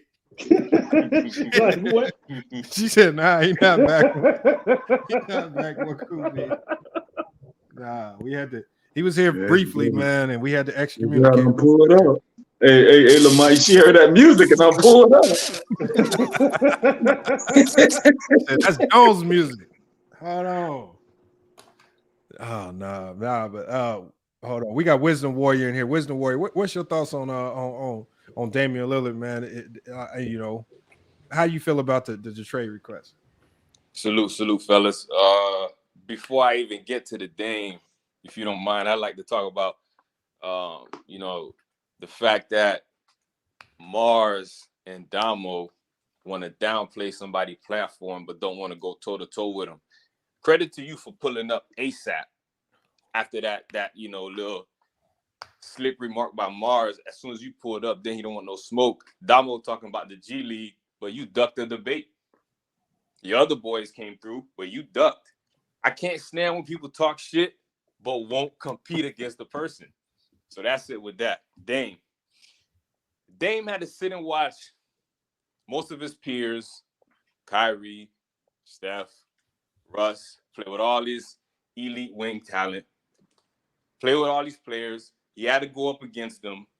Now, all of a sudden, at the age of 33, after his franchise failed to build a winner around him, he finally wants something different, and now he's getting smoked from everybody. That don't make no sense to me. A team that everybody had us losing round after round after round. They say Jimmy Butler not a superstar. They call Bam scam. Now all of a sudden we a super team if we. Oh, Wisdom Warriors, we lost you, man. Can you hear me now? Yeah, we hear you. Yeah, so the same people that were disrespected the Miami Heat, all of a sudden, because we add in one player and Dame, we a super team. It's all just backwards shit. I mean, the guy, he spent over a decade in an on a team, off the court. He was big in that community. Never gave the front office any problems. And all of a sudden, he's a sellout, running from the grind. Yo, he was in the grind for 10 years. What else you want from the man? Everybody wants to see Dame play late into the season, into the playoffs, and compete for championships. That brother is talented, man. That guy, he's on the same level to me now as a Stephen Curry and a Kyrie Irving in terms of pure talent. So everybody would like to see this guy competing for titles. And I think on the Heat, I know y'all don't agree because I'm hearing Boston and all that stuff in the Bucks, even though we smacked them 2 out of 3 seasons and got them out the playoffs. But I feel as though on the Heat with Spo, we've seen what Spo was doing with Gabe. Just imagine Dame in those positions and the fear that Dame puts in defenses and how much easier Bam's going to have to score now, how much the game's going to be easier for Jimmy and the whole team, period. I mean, I think Dame on Miami Heat, man, that's a championship. So I hope the deal gets done. I hope Portland, I'm not telling Portland just take any old trade or whatever, but just don't ask for things you know that you ain't going to get. You feel me? And that's what happened essentially, though, the thing is, because of Dame's contract, you can't just trade him for anything. I mean, that's a lot of money to make up for. So unless you trade him to a complete scrub team, you're going to have to make the money work. And the only way you make the money work is if you actually giving up some decent young talent and some draft picks or something to make up for it. So you can't just get anything for him. I'm assuming that they're going to prefer. I believe, if I had to, I don't believe he goes to Miami. I mean, I know that's the destination that everybody, but the last time we saw a situation like this, it only made sense to trade star for star. Both guys want out, and I only see James Harden for Dame, and then James Harden possibly facilitating some type of three-team trade, which also sends him somewhere else to another destination like the Clippers. I just don't see the Miami Heat, though. It just don't. I mean, as much as I want to see it happen, I would love to see Dame over there. I just don't see that playing out that way. I see Dame more likely than not on the Sixers than anything. That's what makes most sense. But we just have to kind of see what's going on, because the noise around it kind of got quiet. There was a little information that came out where people said the Toronto Raptors made an offer for Dame, and the Blazers are contemplating that. But how true that is, I don't know. I mean, it came from a pretty decent source, but a lot of the information we get around this time of year is usually false. Yeah, and the thing that makes it tough too is when a player digs in and tells you that they only want to play for one team, it kind of makes the other teams not want to give up great assets to get him, because he ain't 25 or 26. He's 33 years old. So it's like, are you going to give up what the Trailblazers want in order to get a player that does not? Because Dame not dumb. He didn't just have to say Miami. He could have said, trade me here, trade me there. Name a couple of other destinations. He just stripped it down to one. He knows that he could team up with Tatum if he wanted to. That's easy to see, but he didn't name it. You know what I'm saying? He didn't name Embiid. I got a question for the panel. Yo, what's up? Realistically, is this really a scenario where either Jimmy Butler or Bam Adebayo don't got to be in this trade? Nah, no way, impossible. They're off the table, bro. No. Those, because the thing is, Portland don't want a good player back. They want young talent, but they don't want to. Remember, they're rebuilding. They're building around Scoot Henderson. No good. So they don't even want they don't want any good player that's going to eat up their salary right now in return. They just want guys that they can build around. So I see them going after the Nikola Jovic guy on Miami. I think that's his name. If I said it wrong, my bad. I think they'll go after the Tyler Heroes, the Duncan Robinsons, young talent that you could probably put around Scoot Henderson. But I just don't see them really. They can get the deal done with other players, especially if you involve a third team to absorb them big contracts. So they just want picks and young players. And that'd be the only smartest way for them to go right now. I agree with that. I definitely agree with that. Did you see that Toronto deal?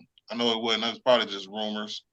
Yeah. Yeah. I was about to say, Lamar had posted the deal. That's where I'm saying that I see a lot of stuff. My fault, Lamar. But you know, Yep. I'm gonna tell you the deal. The deal was reported to be.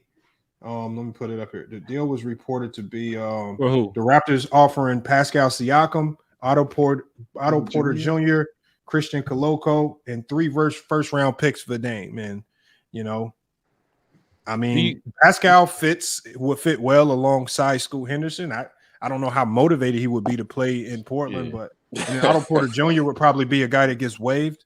And then Christian Coloco is a solid young player. He would probably stick around, and they would use him as a rotational guy. But they would really want those 3 first round picks. That's what they would. That would be the valuable thing for the. Hey, Lamar, I got a question for you. Yo, how do you think this ultimately plays out? Do you think Dame ultimately goes to a real championship contending team, like maybe like Philly or Miami, or does Portland get what's best for them? Well, the thing is, they're not going to do him wrong. They're not going to screw him over and just trade him anywhere because the other team involved is not going to want to disgruntle Damian Lillard. So you don't want to trade him to Houston Rockets, which at this point in time, he might play for the Rockets now that they look like they're trying to build a winner, but he's not just going to go anywhere. He's not going to go anywhere. He wants to play for a team that's competing.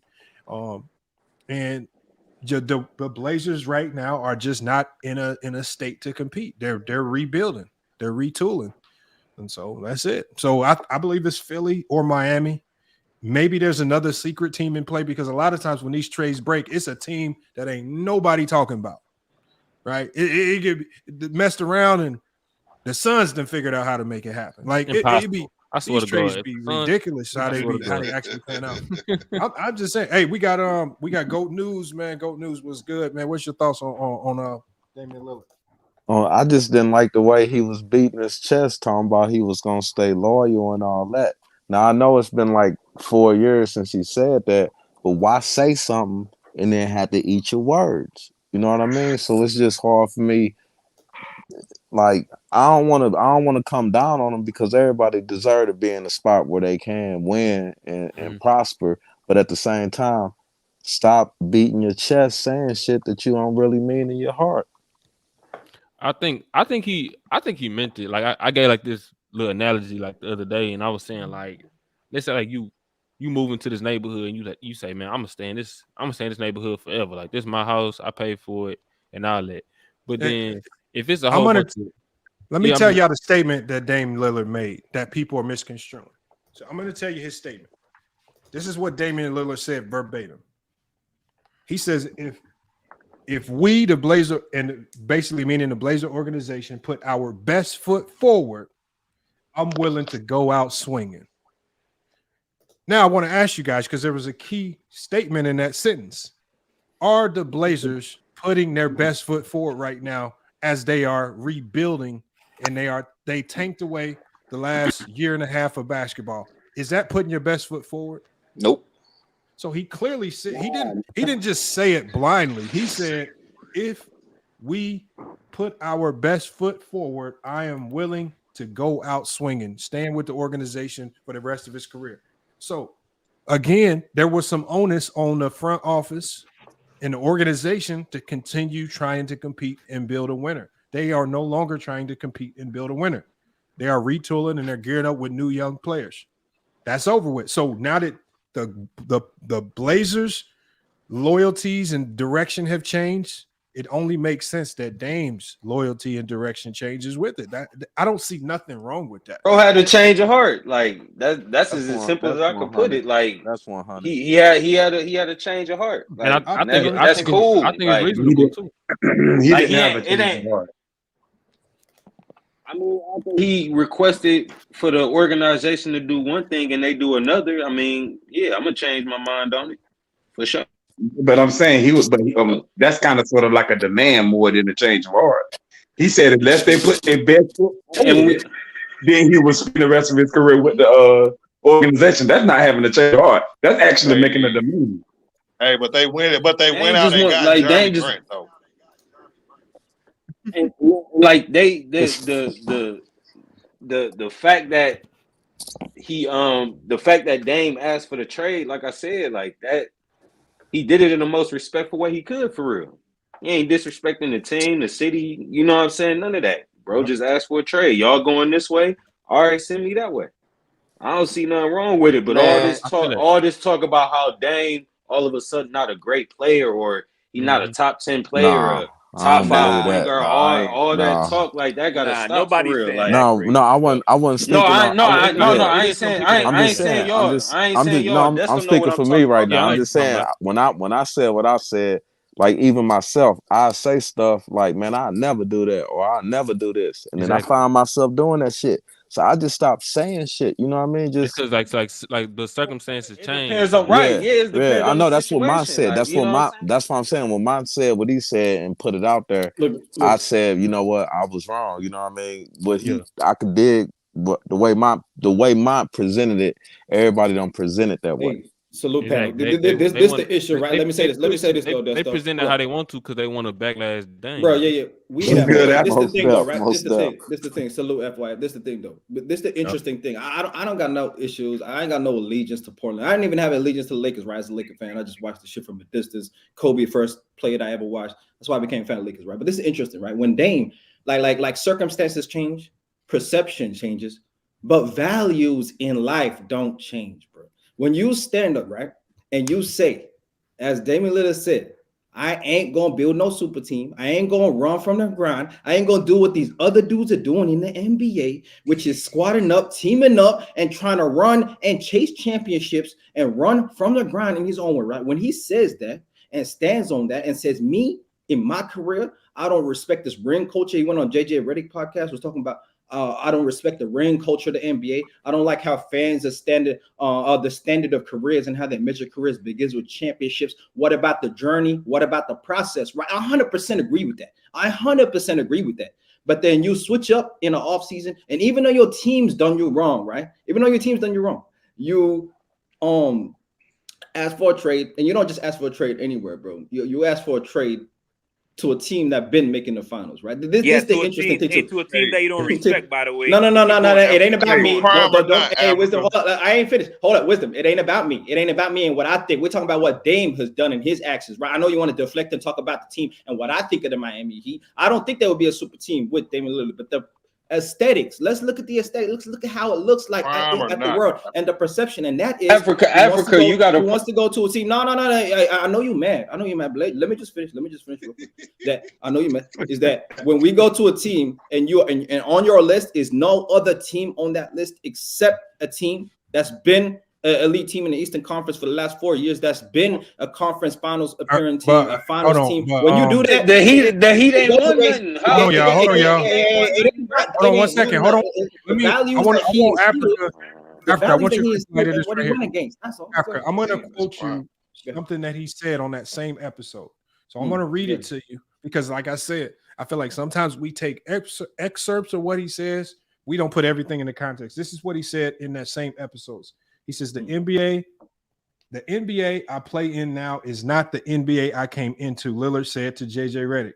I expect it to evolve. Everything is constantly changing, but I feel like I play for the love of the game. I want the competition. I want to know what it feels like to win. I want to see my teammates do well. I want to see my teammates get paid. I enjoy the bonding part of it. It's just we spent more time with each other than anybody, but now that don't count. Regular season doesn't count. Get a ring. He says, this guy's MVP. This guy did this. What is this? So when we take what he said in the full context, one of the key things that stands out is he says, I want the competition.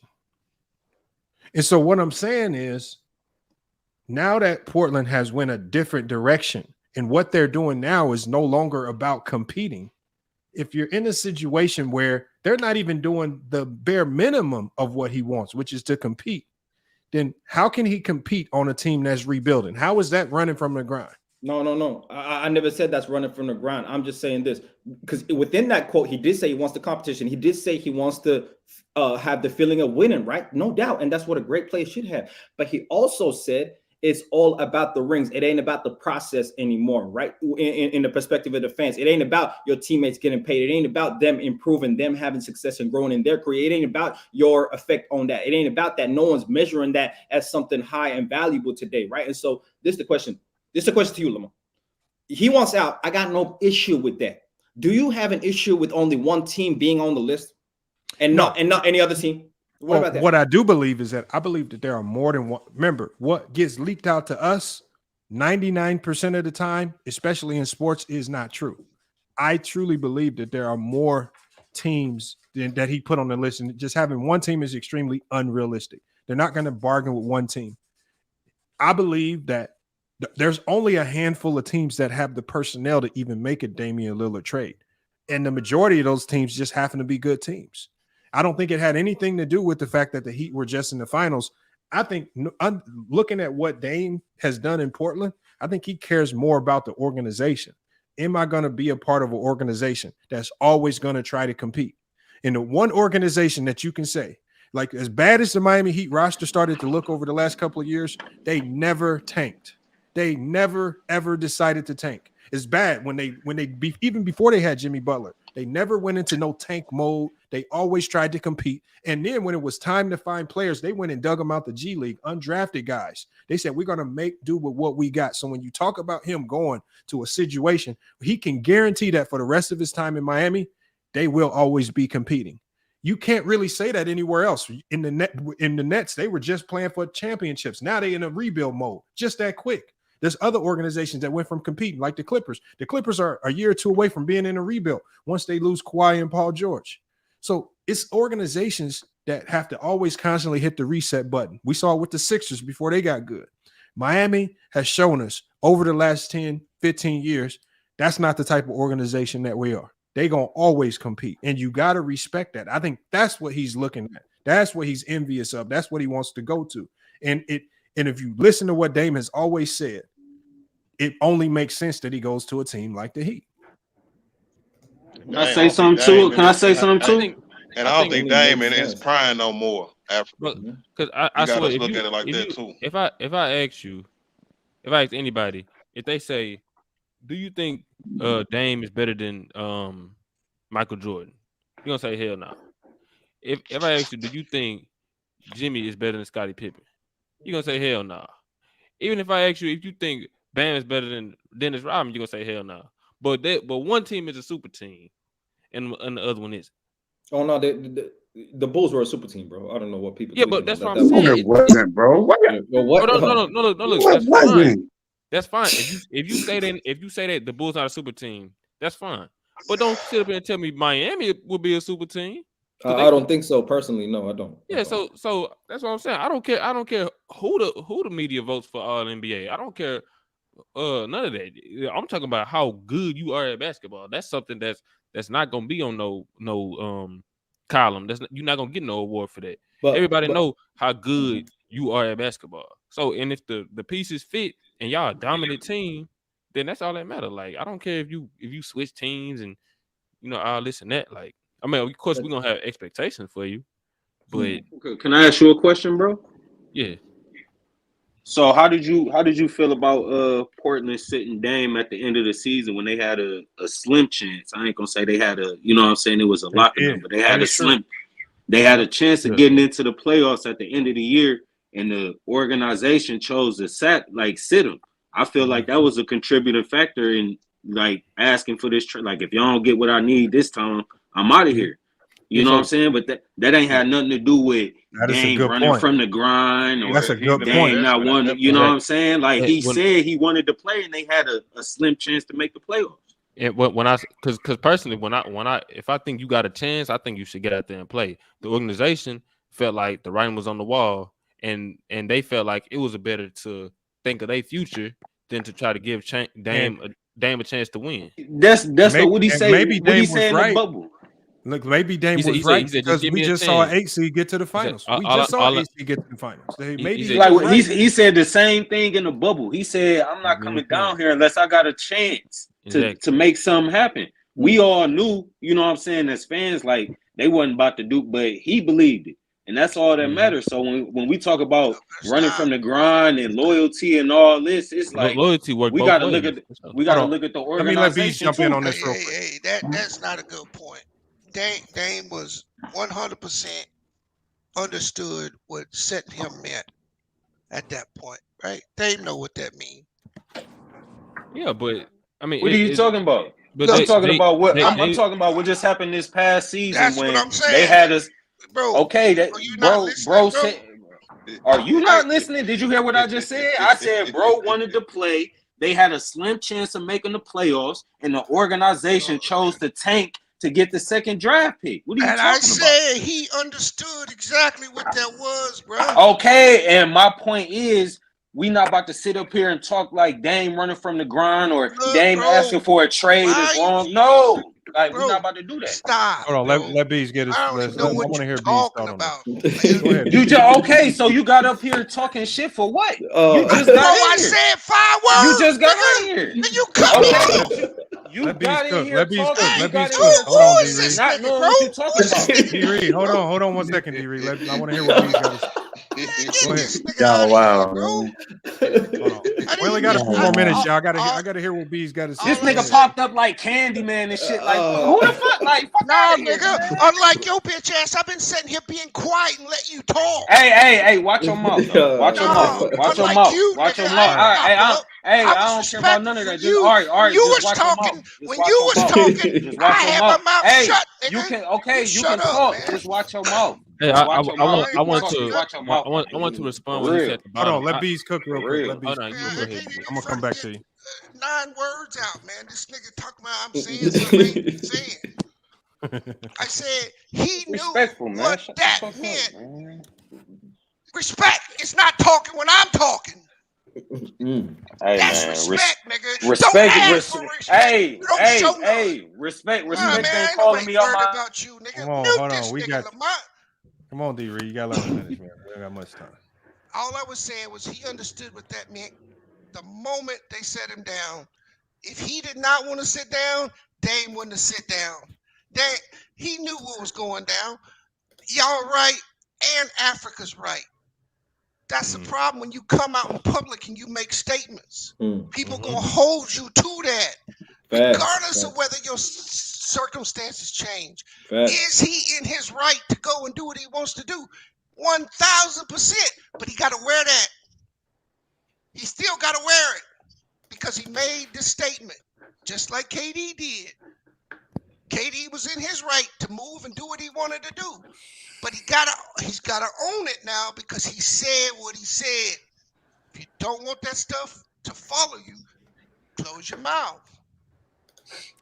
Bees is right. And that's why I did admit when I was talking about this, I think it was on Player's Choice, I said, what he is doing is a bit hypocritical. It is. There's no way really to avoid it. He made the statements that he said, and that's the point. When you say those things, you lock yourself into it. And now, regardless of what your team situations is, it's like B said, it does look hypocritical.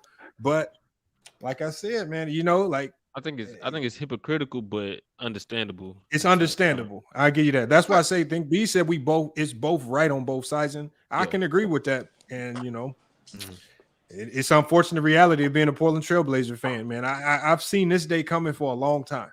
I've seen it. I promise you. Like I knew that this day with him asking for a trade would ultimately come, and it is here now. This is the reality that they put themselves in. I think it's a couple years late, Lamont. Personally, it is. In my opinion, it's a couple years late. But he did make that stance. You know what I'm saying? So, like I said, I believe, just like LVZ said earlier, this is man's job, this is man's life. He gets to choose what he wants to do, and I ain't got no problem with it. Mm-hmm. Okay. Yeah, and it's like what you just said. He gonna have to wear it. Now at the same time, while he is gonna have to wear it, I got no problem with it. But be like, look, I gotta do what's best for me, and I gotta switch up how I'm thinking. You know what I'm saying? Because the worst thing that you could do is see a better option, but then be like, damn, I'm worried how everybody's gonna think about me. You know, like they're gonna say I'm a hypocrite, so I'm just bro, just get out that bad situation and just deal with the smoke that you're gonna end up getting. That's it. Would he be the best player ever not to win a title? Like Charles Barkley? No. Nah. I mean, you got Malone. He up there though. He up there, but he ain't the best. But I think that's what he running from though.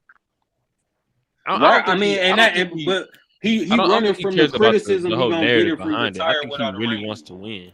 I think he knows that he can help Miami team who's struggling, scoring, struggling like playmaking, like in the half court and all that. I think he really wants to win. I don't think he really cares about the narrative, the media narrative type thing. Like, I don't know, personally. What I'm saying is it ain't wrong for what he did. You know what I'm saying? It may be hypocrite, but at the end of the day, you got to do what's best for you. If the organization ain't looking out for you, you got to look out for yourself. Like that's it. I'm never gonna leave this. I'm never gonna leave this girl, and y'all in the toxic relationship for years. Like, come on, bro, you gotta fuck it. Hold on, I'm gonna try to get Ken up here before we shut it down because I literally only have about 10 minutes left. He probably a little less than that, y'all. Because I got to get somewhere. I just wanted to go live real quick to touch on this topic because I just think, man, look, we should take it easy on some of these players. And I think Dame is putting himself in a situation because I think the easy thing for Dame to do right now would be to stay in Portland, especially during the rebound because there's no real expectation. He can put all the numbers up that he wants. So, whether y'all say stat padding or not, he can pad his stats. He'd be comfortable in the new mansion he built in Portland. Or if he does get traded to a team like Philly or the Miami Heat, it's immediately a level of pressure on his back now to win because of all the things you said in the past, because you asked to go to this team that was just in the finals. It will now be expected for him to, at a bare minimum, to get to the NBA finals. That's the type of pressure he's opening himself up to. I like it when guys walk into tough situations and you know what to expect. People make it seem like it's just going to be that easy. This was not an easy run for the Miami Heat. And to now make that run with Dame minus Gabe Vincent, minus Max Struss, minus some of the other role guys that you're going to have to trade to get Dame, that's going to be a little bit tougher. It's going to be a little bit tougher. And Dame's going to have to play his role in that. So I want to see how Dame stacks up when pressure is there and he has to play when the pressure's up. I want to see it. I look forward to seeing that. So, I love it. I love seeing the best players in the playoffs. I love seeing this. I love it when they backs get the last time I saw people slander a guy in Steph Curry, that man messed around and won a championship. That's what happens when you put people back to the wall. And they did end up proving you wrong. That's what happened. My thing is for those that's criticizing Dame, saying, "Oh, he's not good enough to do this, like go to another team," and like Miami, like Jimmy Butler not good enough and all that. Then why you tripping on them being together? Like, shit, that's a great point. That's what I said too. I said, hold on, if he ain't that good, right? Y'all say all I heard Ticket and Mars doing was saying, "Oh, he a choker and he don't play defense and he don't show up in what? And why do you care if he go to the Heat? That means the Heat are just getting a guy that choke, don't show up in the playoff and can't play D. Why do you care? They care, Lamont, because you can't be a super team without multiple superstars. And no matter how much we want to give Jimmy credit for being able to elevate his game in the playoffs, Jimmy is not a superstar. He's just a good player. Hello. He's a superstar, bro. No, he's Damon, not. He's not a superstar, bro. What are you talking about? Hey, agree. Hey, agree to. Yeah, go ahead, bro. Go ahead, bro. Go ahead. Dame is a fringe superstar. We ain't got that many superstars running around in the NBA. That's why the LeBron thing was different because of Wade. It wasn't Bosh. It was the fact that Wade was a top 5 player in the NBA when LeBron went there. So when we go back and look at the Bulls, people say, "Oh, that ain't a super team." Cap. You had the best player in the NBA, the best all-around player in the NBA, the best rebounder in the NBA, the best coach in the NBA, and the best bench player in the NBA. Not to mention, you brought in a point guard that used to be a 20-something point Stop the cap. Score. Play defense. And play defense. So when you look at that is 100% cap. That's not a super team. That's cap. That's cap, bro. Dame going to Miami, bro. He would be the only superstar on the team. He would be playing with 2 other all-stars, but Dame ain't even on that level. Dame ain't on Steph's level. Dame not a superstar no more, bro. He's a notch below that. Right. So he wouldn't be the only superstar. But it's still a super team, bro. Hold on. Hey, B. So if okay, so like let's say Steph is a 95, right? what you got Dame then? So you said a notch. I just want to see like where you got Dame. So Steph's a 95. Where you got? Well, then Dame's an 88, bro. Yeah, that's about right. Yeah, that's about right. Because you got to realize that there's only like 4 superstars in the NBA. True superstars. Right. There ain't no more than that. Right. Can you name them? Yeah, KD, Bron, Steph, and Giannis. That's it. Wait, hold on. Say that again. This nigga's a casual, bro. You said KD. Yeah. Bro, Steph and Giannis.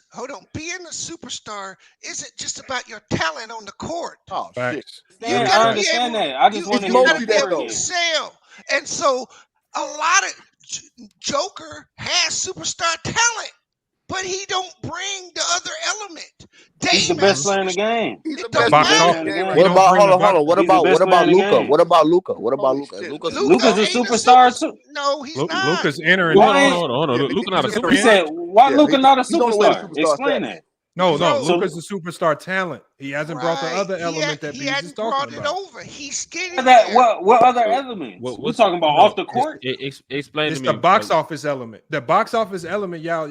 Like here, I'll put it to you like this. You want to watch every game of Luka. Damian Lillard is a superstar in the Northwest region of the United States. Right. Outside of that, right. Nobody really cares. Nobody wants to. Okay. Nobody cares to watch him play. So what I'm saying is, if you can only be a regional superstar in your fan district, then that means you're just there because they support it. You're just a superstar because they supporting the team. When you have a superstar talent, it's more than just a superstar talent. Is you somebody that the NBA can sell, they can market, you box office. Like you know what happens to ticket prices when LeBron James comes into your city? I don't care if you're the worst team in the league. Ticket prices, but you know what happens? I do this all the. You know what happens when Portland and Damian Lillard come into town? Them ticket prices is I can sit courtside. I can sit courtside for $375. Yeah, but that's not on. So what's the ticket price? But I feel when LeBron James comes into town here in Phoenix, the courtside tickets starting at $2,500. Starting. What's the ticket prices if that's Luka how you pull know up to you're the dealing with Garden? a superstar. What's the ticket prices if Luka pull up to the Garden? But Luka ain't there yet, bro. He on his when way, Luka, but he ain't there. Luka's not there yet because Well, if you compare the ticket jump when LeBron come or KD come or Steph Curry come to a Luka is way different, bro. I can see a Dallas game anytime I want. I promise you. They're them ticket prices. I'm be honest. I went to because I'm out here in Houston. I went to a game when LeBron was on the Cavs back in like 2018. Or 2018, 2017, I can't remember. And then when LeBron won on the Lakers, them tickets completely different.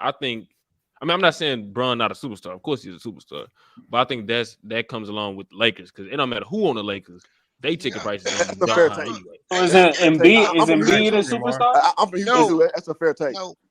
Is Embiid a superstar? No. Well, by my definition, Embiid is, but I understand. He's no. I can say we can all say that a lot of these guys we talking about superstar talents, hands down. Yeah. But just to label them just pure superstars in the league, Bees is right. Like I think we throw the word super team around too much. We throw super player, superstar around way too easily and just casually. It is not a ton of them. Yeah, and this is why you end up having unrealistic expectations for guys like Dame and Devin Booker and some of these guys because you too quickly just label them superstar. Thanks. And then when they don't pan out or when they don't carry their team, whether it's unrealistic or not, to the NBA Finals, they choked it. Well, you only really truly had those expectations for superstars. This is why KD's slander is kind of. What I say last week? So Lamont, what's your definition of superstar, Lamont? Hey, you can't be a superstar if you don't have your own team. Yeah, right. And I want to give you an example of why this Ja Morant thing is so critical to the NBA. Why they're so mad. The NBA is so mad at Ja Morant. Start up alive real quick, True. Okay. We got to send everybody your way. The NBA or hoop jargon want it. So mad because I got to shut mine down. I'm literally on a real tight time crunch. I'll just say this. I got about. Hey, the NBA is so mad because Ja Morant has the juice. He's got the swag that people come to, and he's got the game. But he can't keep himself out of trouble. He would be the semi-face of the league if he was clean, if he didn't have this gun stuff, because Ja's just gonna keep keep soaring. But he's got both sides of it. He's got the game and he's got the charismatic personality that draws people in. Those are the people that the NBA puts the money behind, the advertising, and those are the guys that will ultimately get the superstar treatment. Facts. True. Drop the link to your channel. I'll pull up. Hold on, I'm about to do it right now. Hold on. That's what I'm saying, man. Like I said 3 weeks ago, man, the hate got to match the love. If you have no scrutiny, you're not a superstar. And Jimmy Butler's not a superstar. There's no scrutiny when he loses. Zero. Nobody wears Jimmy Butler's shoes. Zero. So by no measurable I ain't know Jimmy had no shoes. He a superstar. Well, I ain't know Jimmy had no shoes. He got shoes. He got shoes. He probably ain't wearing his own shit, right? So it's like it's no metric you can say he's a superstar, bro. And Luka, nobody but wearing Lukas. None of that. At some point, they probably will. To me, Luka. I look well, at Luka's situation was different because his mom tried to screw him over. But oh damn, I ain't know about that. Well, yeah, his mom, he accidentally signed his whole name and rights over to his mom when he was 17, and he literally had to buy it back from her just like a couple months ago. Wow. He couldn't get Start shoes, overseas, he couldn't get clothing line, like- nothing. The It was game is wild. To me, I don't know. I'm on the more of just the basketball side. Like when I say you a superstar, I say you can be the best player on a championship team. That's how I look at superstar. Now I know it is other factors like off the court, shoes and tickets and all that. Which I get, box office, like they were saying. They were saying like box office. I But get that. Luka, to me, that's a superstar because I can see him being the best player on the championship team. Hey y'all, look. What we're gonna do is we're gonna continue the same conversation. Y'all want True the King is going live right now. We're gonna continue the same conversation right over there. The link is in the chat. I would appreciate if y'all could all head over there to True the King's channel, man. He's going live right now. I put the link in the chat. He's going live. So make sure you hit his link, go check out his channel, sub up, and if you want to continue the channel, I'll actually pop in over there myself too. Like I said, I just got to get on the road. I got to get somewhere in about. No, man, you gotta get that casserole out of the oven, bro. Go ahead, bro. All right, fellas. All right, hey, what up, boy? Man? What up, bees? All right, y'all. Peace, y'all. Salute, man. Let me drop y'all down, man. Look, appreciate y'all pulling up, man. Great show today, man. Like I said, we just had to do a quick little reaction video. Because it just seems like people like to throw out crazy demands. I saw somebody put in the chat that Ticket is on PC right now, calling people out for debates. And I'm gonna tell y'all right now, y'all, I move how I want to move. And I don't feel like Player's Choice is the stomping ground for all debates. Right? I don't feel like that's the place where we all got to meet up to debate. If you truly want to debate, I'm live right now. You could have easily clicked the link. And if you truly want to debate with me, so if he is calling people out, it's probably the Player's Choice or people in the channel. It's people in the chat. That had nothing to do with me, because if you truly want to debate with me, I would see a message in my IG or something on my channel. But I'm not about to go around chasing people around on other people's platforms, trying to make a debate. And truly the only reason they running over the Player's Choice is because it's a bigger platform. If you really willing to debate, you'll do it anywhere on any platform. True the King channel, all that. I know, Shetty, I'm ducking smoke. We can say that. All right, but I've been over there, y'all. I'm over there a couple times a week, and I don't hear this. I want to debate you, Lamont talk. So when I'm there, if you ain't saying it, don't say it when I'm not there. I'm there plenty.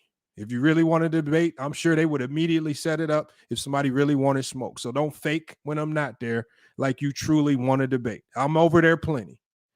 And it's just funny how people start calling out people for debates all of a sudden when I'm live. And I'm just not going to stop the live just to go over there and debate in the middle of the live. It's just funny how people do that. So it's just convenient. Hell no, he don't come over here. Hell no. Why would he? Why would he? How? He would not survive. And that's the thing. He cannot get. We don't allow the fake narratives and the lies, because as soon as you get the lying, we get to Googling. We'll put the information on the screen. If you lie about a certain game, we done messed around and played the whole game, and you can caught you in your whole lie. There's really no other people that just catch you like that. So no, people really like don't fake like you want to debate me because it sound good. Actually debate me when it's time. Thank you, Tommy. What did I do as soon as I heard my name? I pulled up. And as soon as I pulled up, what did Mars say? I don't want to debate. I don't want to smoke. Hey, it's fine. I understand debating me ain't for everybody. Right? Mars debates TicketTV all the time. Debating me is not like debating TicketTV. So it is what it is. He won't. And said he especially will not come here to debate me. That's a fact. I know Quan Jackson. It is what it is. That's why I said we're going to make one video about it. I'm going to talk about it. This is really not something that I'm going to spend my time talking about a lot. Like I said, I've already went down the lane. When I put my direct ire on you, I've already went down that lane. When it's time to ether you, I'll ether you. And we saw how that panned out. And we know what Ticket's go-to move is when he gets backed into a corner. Right? Just a couple days ago, he was on his show talking about, Lamont, girl, take care of him. See, the thing is, when he loses in a debate, because I had destroyed him in a debate that morning on Damian Lillard. So he comes out on another show, Lamont, his girl, he lived with it. No, I mean, come on, y'all. So he just say stuff personal that he don't know what he talking about. He just get personal. He just did it with Ace 30 this morning, too. Talk about Ace 30's mom, saying he want something about his mom sucking his dick or something. Like, when you get back into a corner, if that's all you can resort to, come on, man. You overtalk, you do all this. You have a little pull over there so you can tell the moderators to mute people when you want. No, we ain't about to go over there. We ain't about to, I'm not about to fall into your clown circus. I'm not about to be a part of your clown show. If you truly want to debate, then come debate. And when I feel like it, I'll be over there. When I'm over there, call me out. Don't have it. But yeah, Fyf Sports, man, another great podcast show, man. Appreciate y'all pulling up today. Definitely appreciate it. We will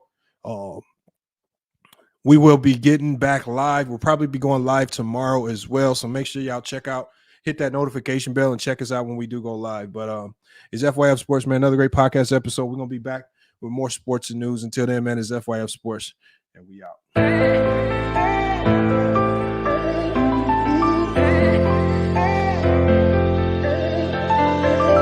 Yeah, we done came from the bottom, mad that we up, but I don't hear him talking. Started with knowledge inside of my noggin. We took a dream and then we started vlogging. Put my city on the map now. I'ma say how it is and I don't back down. On the road to 100K, we finna act out. We gon' show them that we not just in the background. We the main event, we the main show. We the one that people always gonna pay for. Fyf, we the best, no debate though. Number one sports channel, every angle. I'ma show them all how we ride. Best sports talk showing out like them guys. We playing it safe while they better the lines. We switching the narrative all the time. Like who to go in the game is not MJ. Kobe Bryant top 10, not what we say. Akeem Olajuwon is very overrated. Keep it real if it ain't fact, we don't say it. Now it's stable, we won't be ignored. We number one, especially when coming to sports. Fyf bringing the heat here, of course. When everything backed up with actual source.